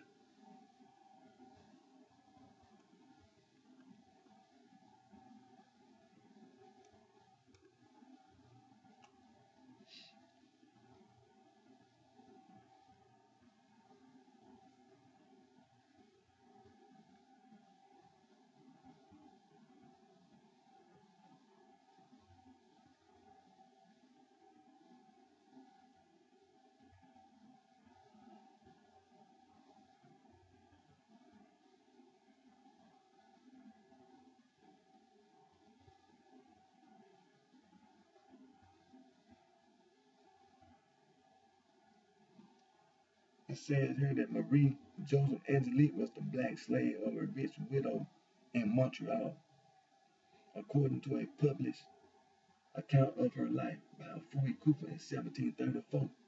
After learning that she was going to be sold and separated from her lover, she set fire to her owner's house and escaped. The fire raged out of control, destroying 46 buildings. Captured 2 months later, Marie Joseph was paraded through the city, then tortured until she confessed her crime.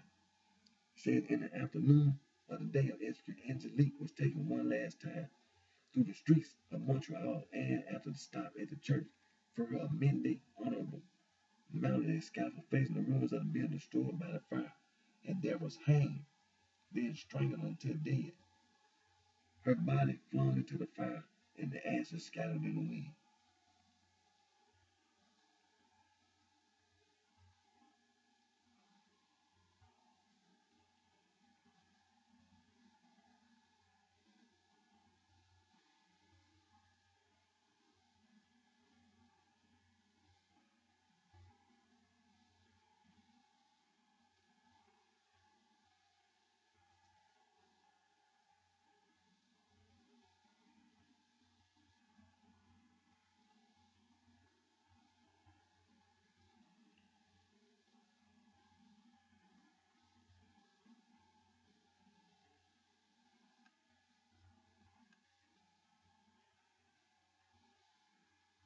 Okay, it says here,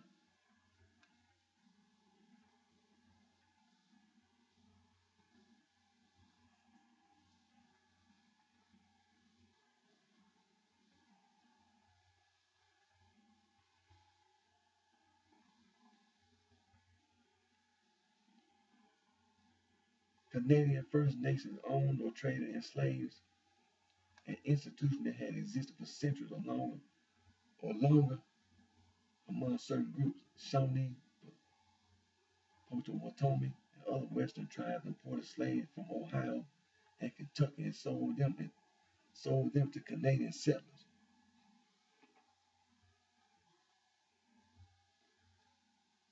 Thayer Denegay, Chief Joseph Brant, used blacks he had captured during the American Revolution to build Brant House in Burlington Beach and a second home near Brantford. In all, Brant owned about 40 black slaves. Said black slaves lived in the British regions of Canada in the 17th and 18th centuries. 104 were listed in a 1767 census of Nova Scotia, but their numbers were small until the United Empire Loyalist influx after 78 as white loyalists fled the new American Republic. They took with them about 2,000 black slaves, 1,200 to the Maritime, Nova Scotia, New Brunswick, and Prince Edward Islands, 300 to Lower Canada, Quebec, and 500 to Upper Canada, Ontario. The Imperial Act of 1790 assured prospective immigrants that their slaves would remain their property. As under French rule, loyalist slaves were held in small numbers and was employed as domestic servants, farmhands, and skilled artisans.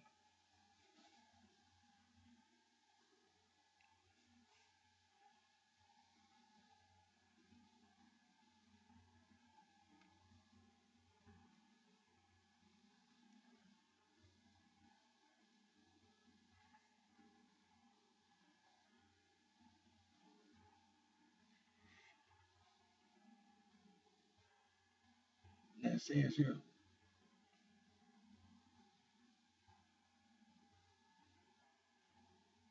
by 1800, the other provinces of British North America had effectively limited slavery through court decisions requiring the strictest proof of ownership, which was rarely available. Slavery remained legal, however, until the British Parliament's Slavery Abolition Act finally abolished slavery in all parts of the British Empire, effective August 1st, 1834.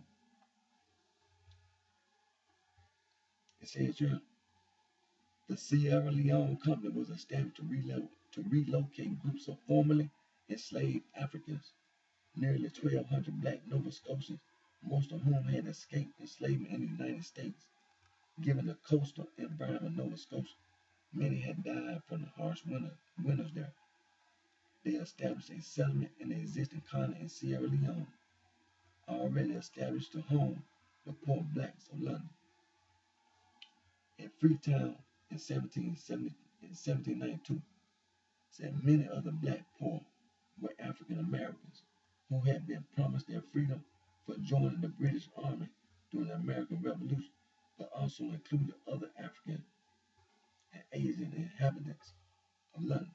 The Freetown settlement was joined, particularly after 1834, by other groups of freed Africans and became the first African Americans having haven for formerly enslaved Africans. It says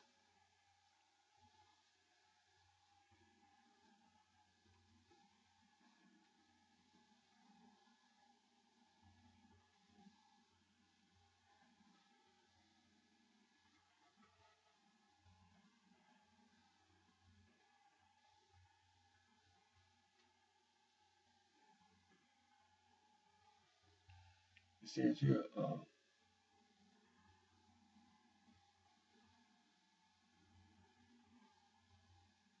many other many other black poor were African Americans who had been promised their freedom for joining during the British America, but also included other African Asian inhabitants. The Freetown settlement was joined, particularly after 1834, by other groups of freed Africans and became the first African American haven for formerly enslaved Africans. Today, there are 4 remaining slave cemeteries in Canada: in St. Armand, Quebec, Shelburne, Nova Scotia, and Princeville, in Dresden, in Ontario. And this is what I want to make sure we didn't leave out. when we be talking about slavery in the Western Hemisphere and in North America, around the time of the emancipation, the Underground Railroad network was established in the United States, particularly Ohio, where slaves would cross into the northern states over the Ohio River en route to various settlements and towns in Upper Canada, known as Canada West, from 1841 to 1867, now Ontario. This is Canada's only relationship to slavery generally known to the public or acknowledged by the Canadian government.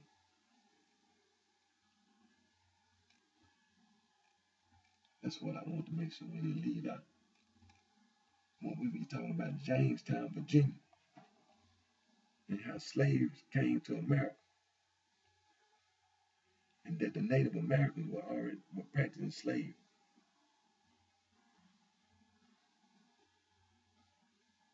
before the European colonization.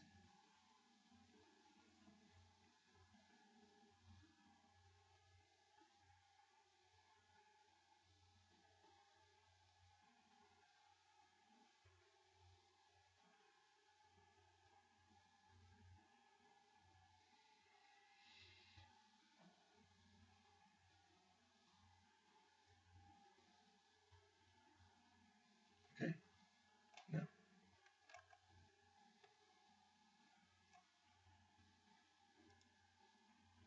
because you know the Underground Railroad, uh, that was Harriet Tubman, who was an escaped slave. You know, she escaped from slavery, but she helped a lot. She helped many Africans who being held as slaves on plantations in North America, you know, in the United States of America, and she helped them escape, and a lot of them escaped to Canada. Yeah, a lot of them escaped to Canada. So that's very important when we be talking about the slave ships coming from West Africa and the slave ships coming from Bantu land. Now, before we end today's video, we're gonna look at the map.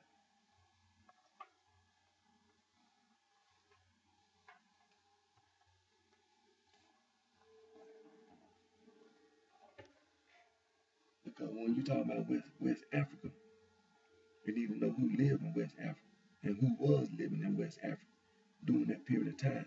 And today, you know, yes, you know, at that time and today. And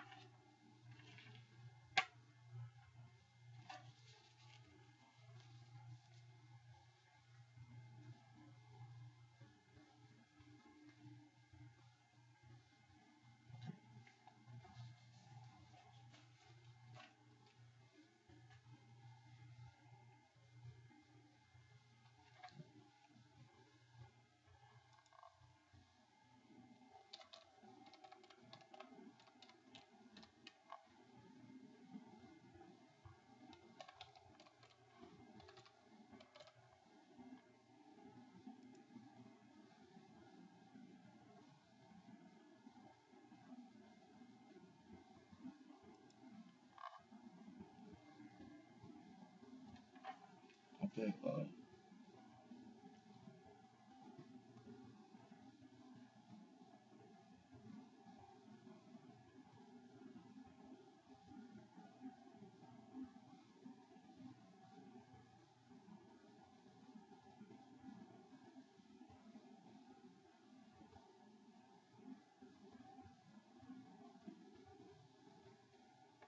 it says here,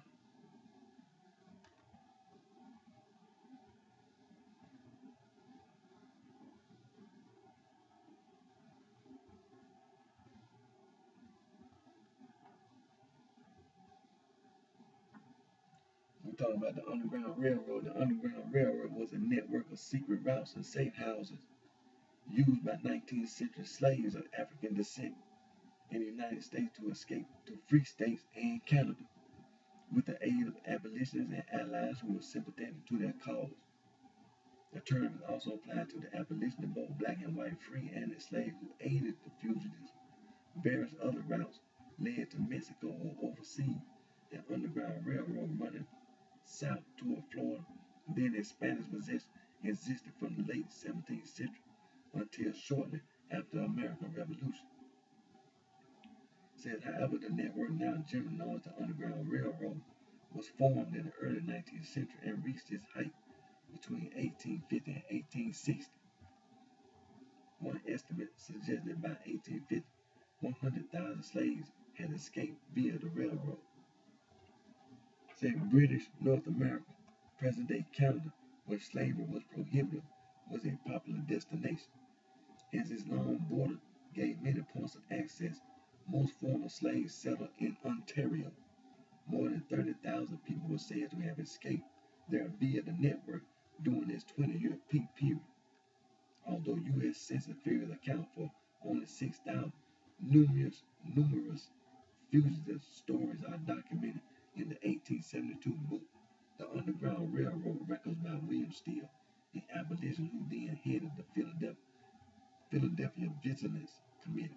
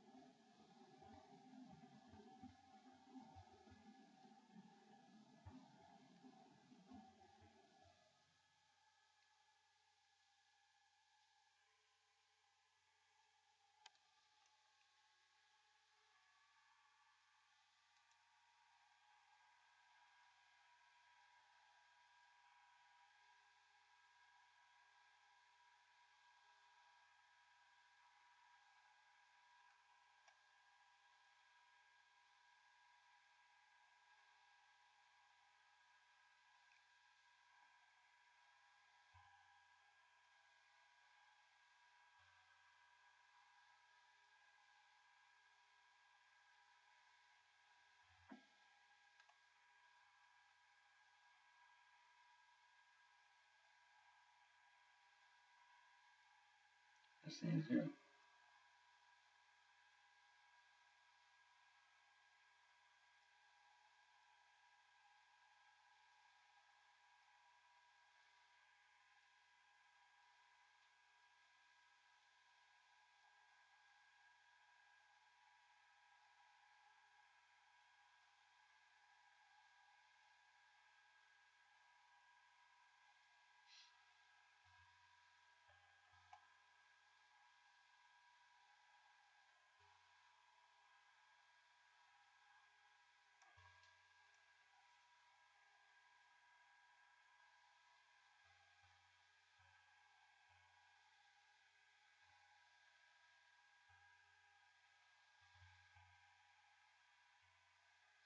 okay, see, okay.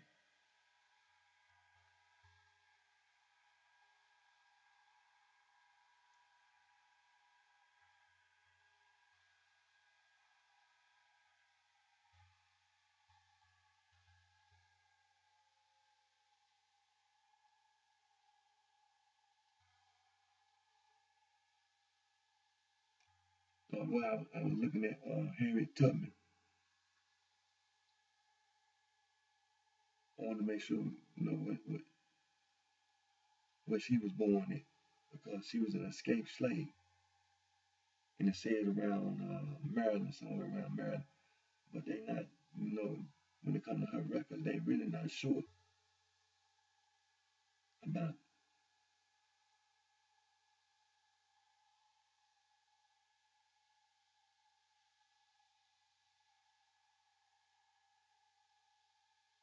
I ain't really sure about the exact date that Harriet Tubman was born or her birthplace.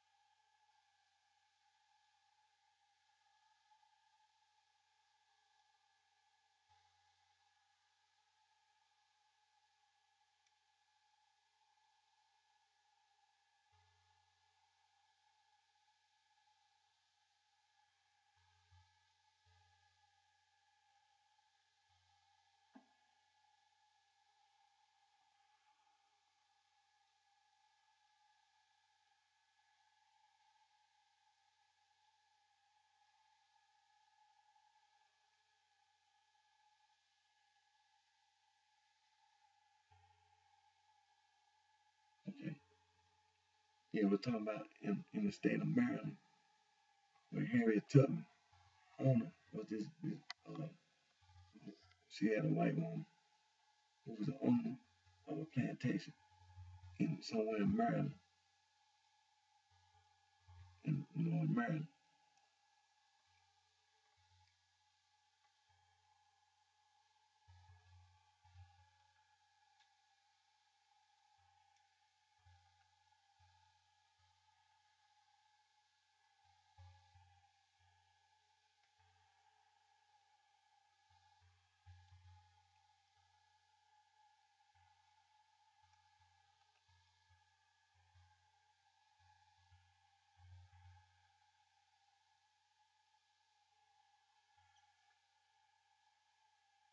Okay, okay, that's what she escaped from. She was still in the state of Maryland, but that's what I wanted. That's what she escaped from the state of Maryland.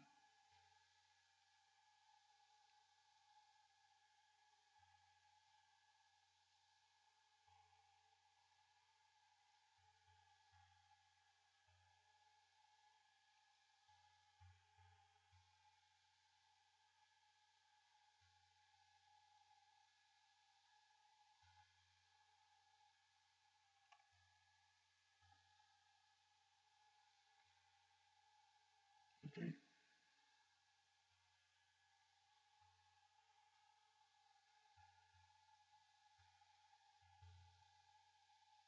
that was saying, she said, my father, my mother, my brothers, sister, and friend were in Maryland, but I was free, and they should be free.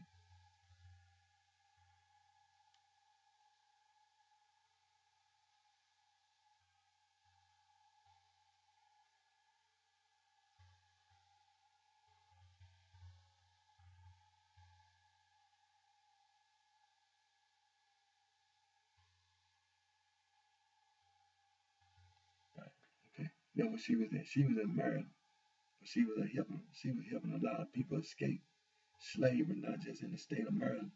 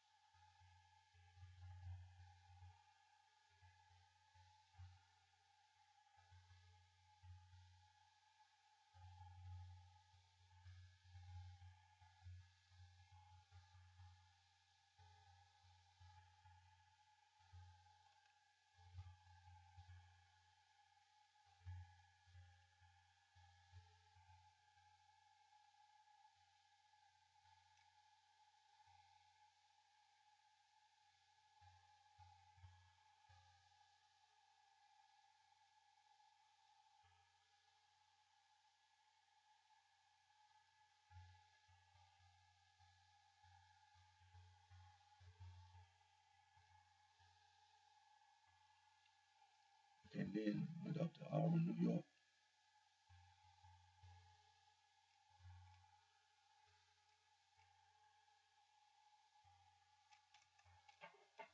But we just want to make sure that when we talk about slavery here in the Western Hemisphere,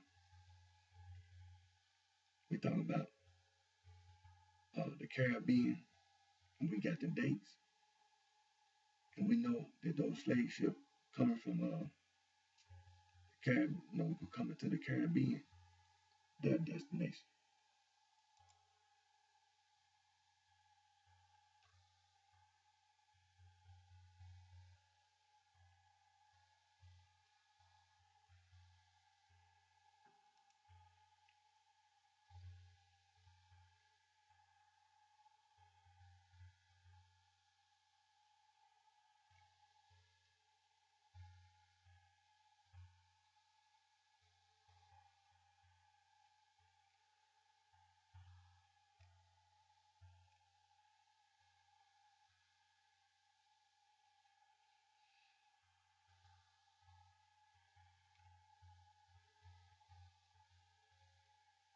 Okay,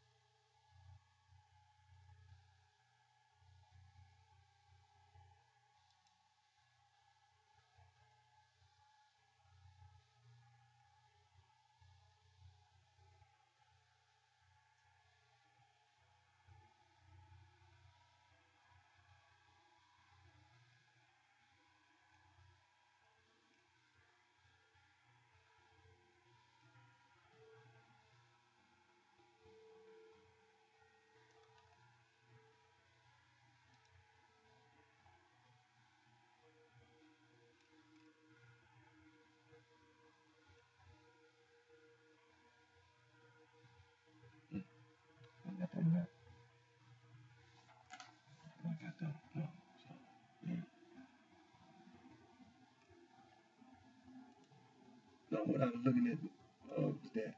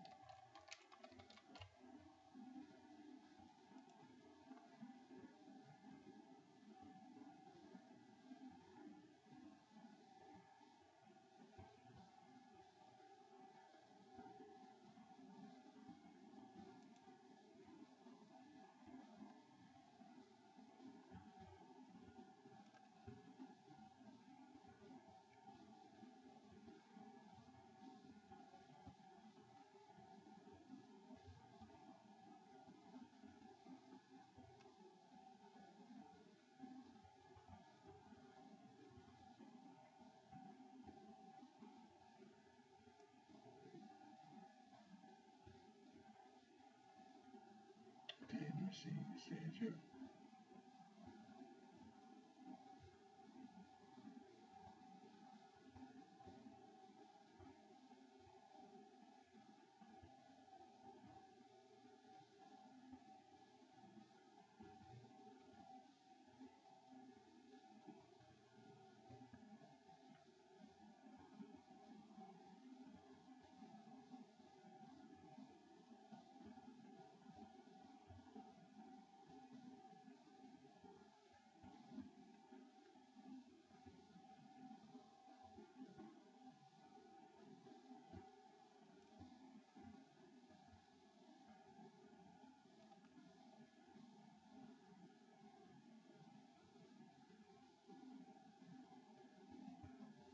Okay.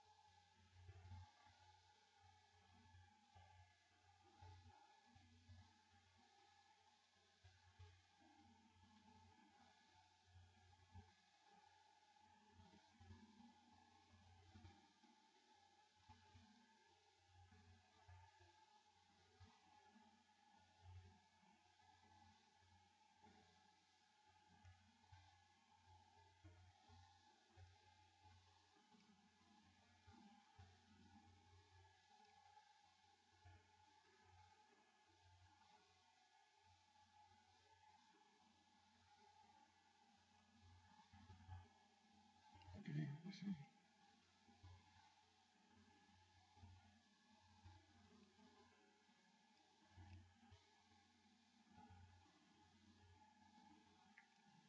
Okay.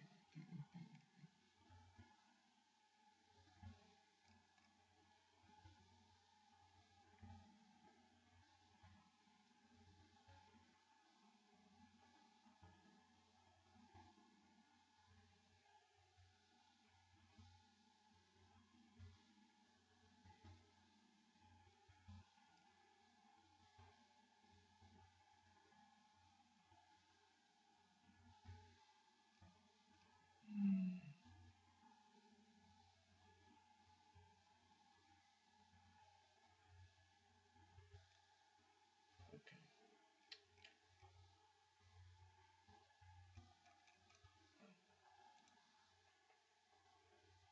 Okay.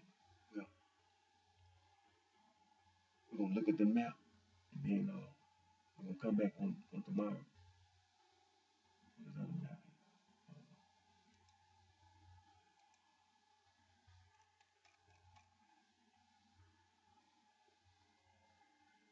Okay. We don't know what it is.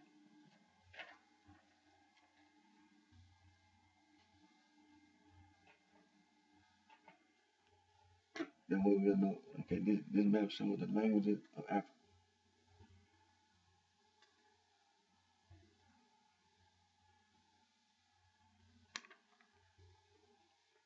Now on this map, it's kind of a little more dense.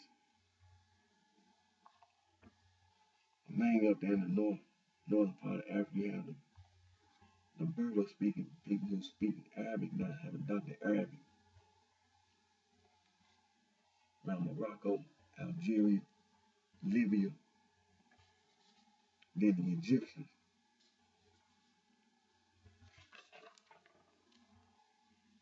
That's Morocco, that's Algeria, then Tunisia, that's Libya, then you got Egypt. All those are Afro-Asiatic speaking countries. Don't forget Mauritania. And then Mauritania. And then you have Ethiopia, Omatic, and Amharic. Then you have Somalia, the Cushitic, Afro-Asiatic. Then you got your Arabs, the Arabs, all over here, Afro-Asiatic. And then you have your Chadic.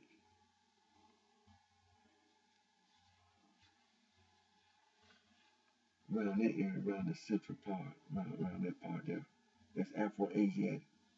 Then you have your Nilo-Saharan. You have your Songhai, that's over here in Mali. Then you have over here, you have your Nilo-Saharans in that area. Then over here in the Great Lakes area, we have some Maasai.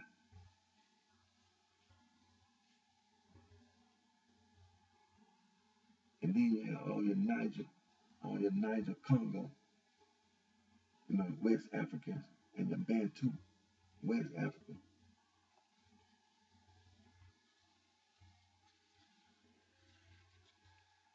And also the Kordofanians speaking in Sudan in that area.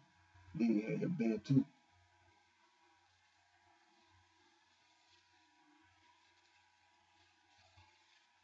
That's Bantu. Then you have your, and also don't forget on the island of Madagascar, the Bantu are speaking over there too. On the island of Madagascar, you have Bantu speakers over there. Niger Congo speakers Bantu, and even though the Austronesians are living there, but the Bantu are living on that island as well, on the island of Madagascar. Then you have your Khoi and your San down here in Botswana and Namibia. And then you got a little group of Khoi and San over here in Tanzania. So that's on this map. I'm going to show you another map.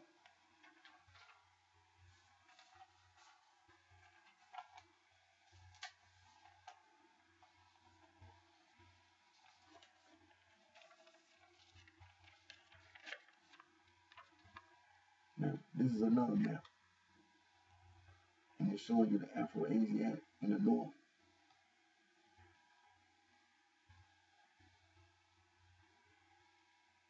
You see where it says Berber, Algeria, Morocco, Tunisia, Libya, but they speak Arabic because of the Islamic religion. You see Mauritania, then you see Egypt. Egypt is an Afro-Asiatic speaker, they adopted Arabic as well. Then you see Ethiopia, they speak Omatic and Amharic. Then you see Somalia, they speak Cushitic.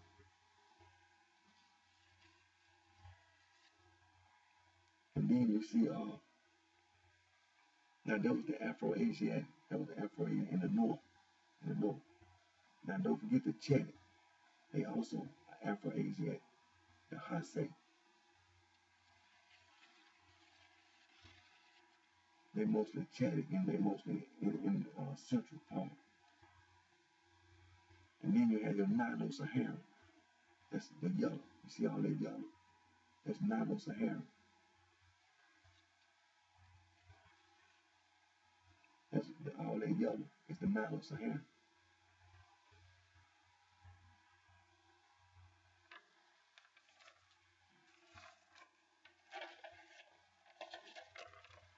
It's a little more yellow on this one. That's around the Great Lakes area. That's the Nilo-Saharan on this map.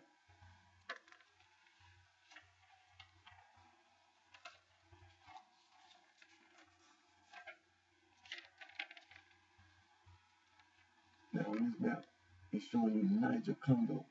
The Niger Congo, and Niger Congo is the West Africans and your Bantu. Now when you say Bantu, you have to always remember that when you do research on the Bantu migrated down south from the north, from West Africa. The Bantu migrated from West Africa downward, down south to where they are today, to Bantu land. But this is what West Africa.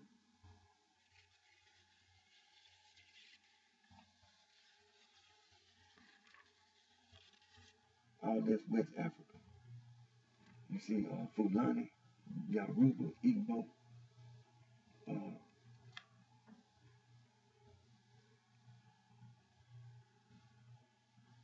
see some of the other languages. But that's the one that got listed.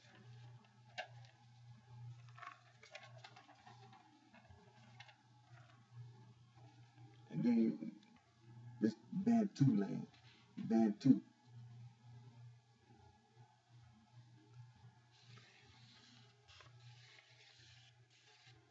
That's Niger Congo. That's the reason why it's showing you over here.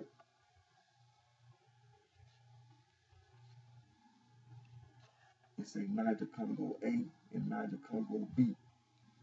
That's what they're telling you. Niger Congo A and Niger Congo B.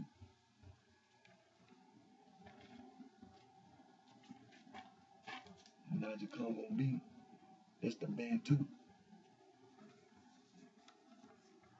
Now, the reason why I was looking on the map, when I was looking at Christopher Columbus, about Hispaniola.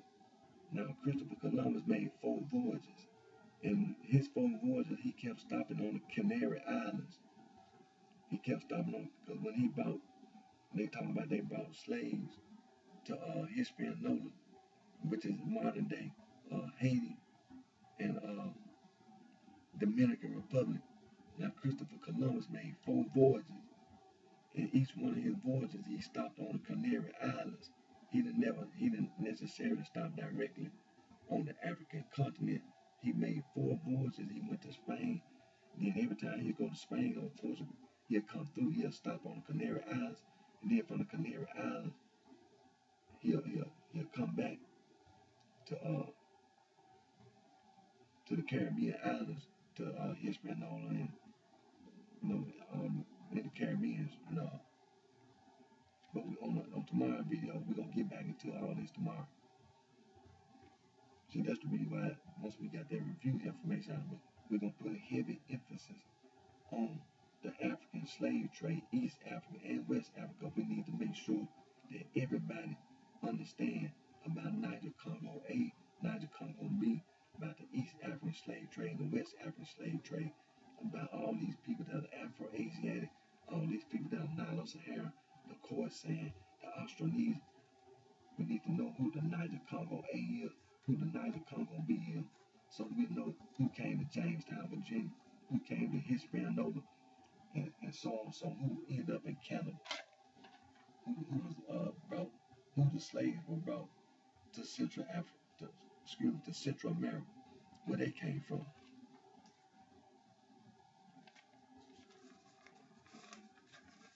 This map also shows the Khoisan.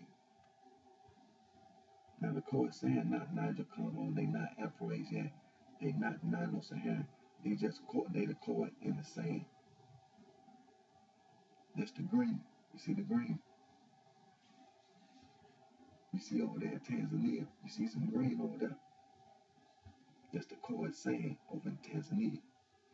That's the click consonants. And then you have your Austronesian on the island of Madagascar. But like I've been saying, like you know that on that island of Madagascar, being that close to Africa, there are Bantu people living on that island.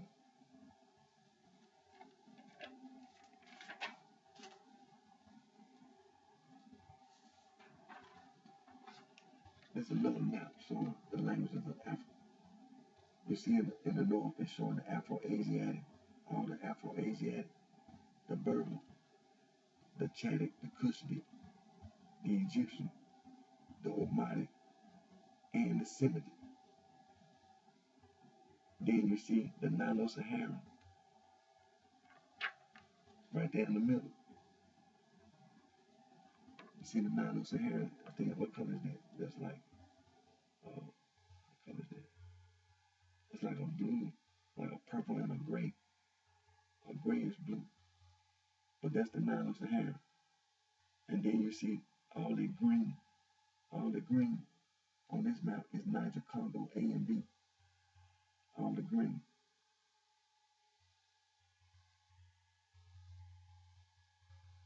And then you see all the cord in the sand. It's the brown. And then you see the Australian on the island of Madagascar. But like on that island, it's predominant. That's the reason why it's Austronesian, but the Niger Congo are on that island.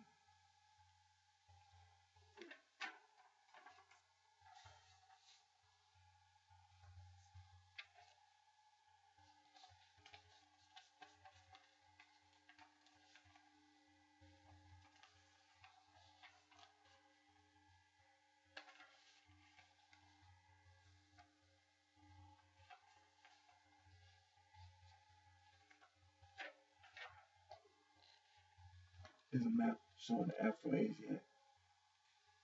It shows all the Afro-Asiatic.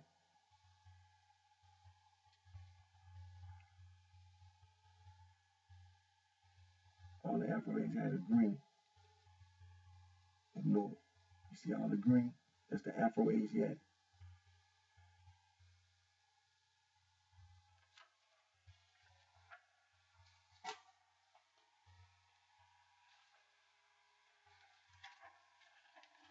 On this map, the Afro-Asiatic is like that up and north. It's like a yellow. All that yellow, like yellow or beige look in the north. It's the Afro-Asiatic up north.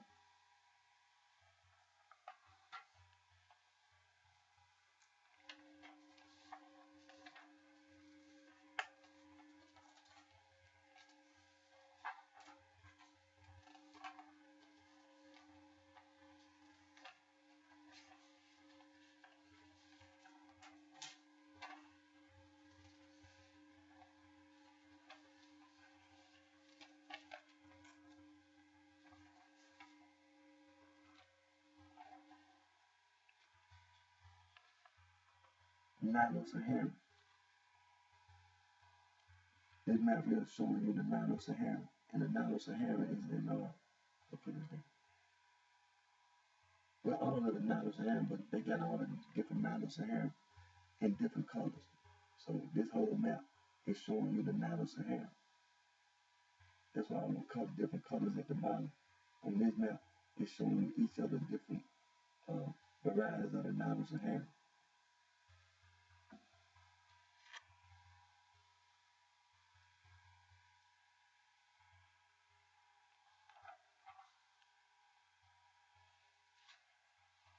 This map is doing the same thing. It's showing you the Nilo-Saharan. That's why all the colors here. It's showing you the Nilo-Saharan.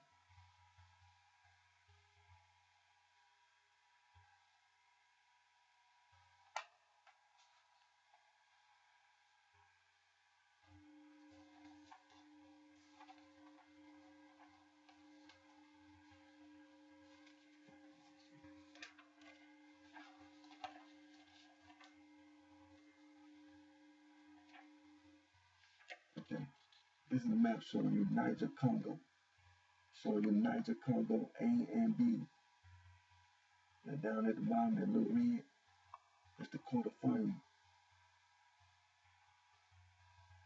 You look over there in Sudan,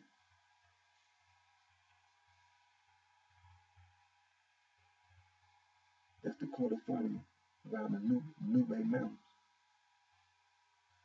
This map is showing you Niger Congo A and B.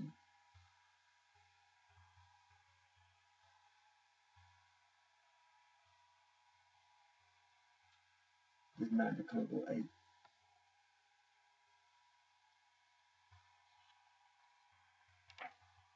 And that's Senegal, Guinea, Sierra Leone, Liberia, Cote d'Ivoire, what's that, Mali, what's that, Burkina Faso, Ghana, Togo, Benin, Niger, Nigeria, Cameroon, Central African Republic is what you consider as being West Africa. And then you see Bantu land, you see Gabon, Congo, the Democratic Republic of Congo, Rwanda, Burundi, Tanzania, Uganda, Kenya, Tanzania, Malawi, Zambia, Angola, Namibia, Botswana, South Africa, Lesotho, Swaziland, Mozambique, Zimbabwe, Zambia, all this is Bantu land. All that is Bantu land.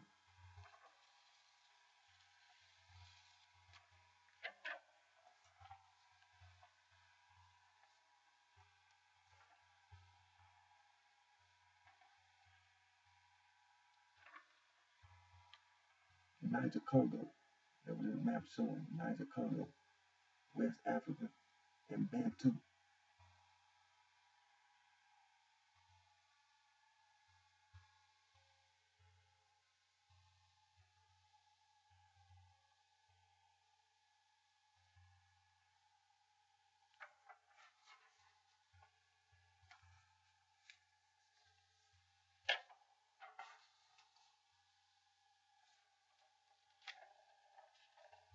Now, this is a map showing Nigeria. This is a map showing you Nigeria. And on this map, it's showing you the Yoruba. It's showing you the Tia. It's showing you the Igbo.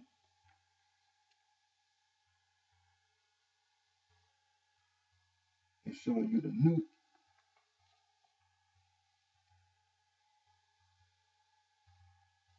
It's showing you a whole lot of Adome. Then it's showing you the Ibibio. You see the Fule. That's the Fulani. That's Fulani. And then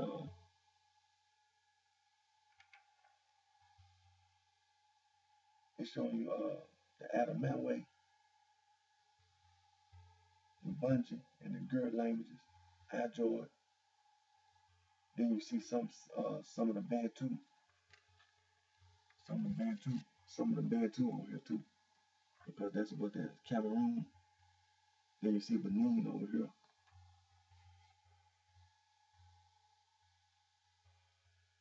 But then up here in the north, you see Nigeria. You see Hase. That's the Afro-Asiatic. That's the Chadic. Then you see up here in the green up here, that's the Nilo-Saharan. That's Kanuri. That's what you've been hearing about on the news, about Boko Haram being up there in the north. They're trying to build an Islamic state in the northeast. Well, who up there? The Kanuri live up there. And every time you hear about Boko Haram, that's the Hase. They're the Chadic, Afro-Asiatic. And then the Kanuri, that's who Nilo-Saharan. So this Nigeria, with the capital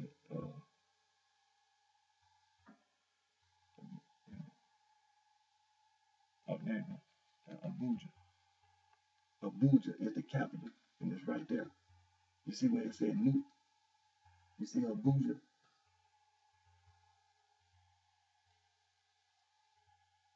That's the capital. And they're gonna lay those down here.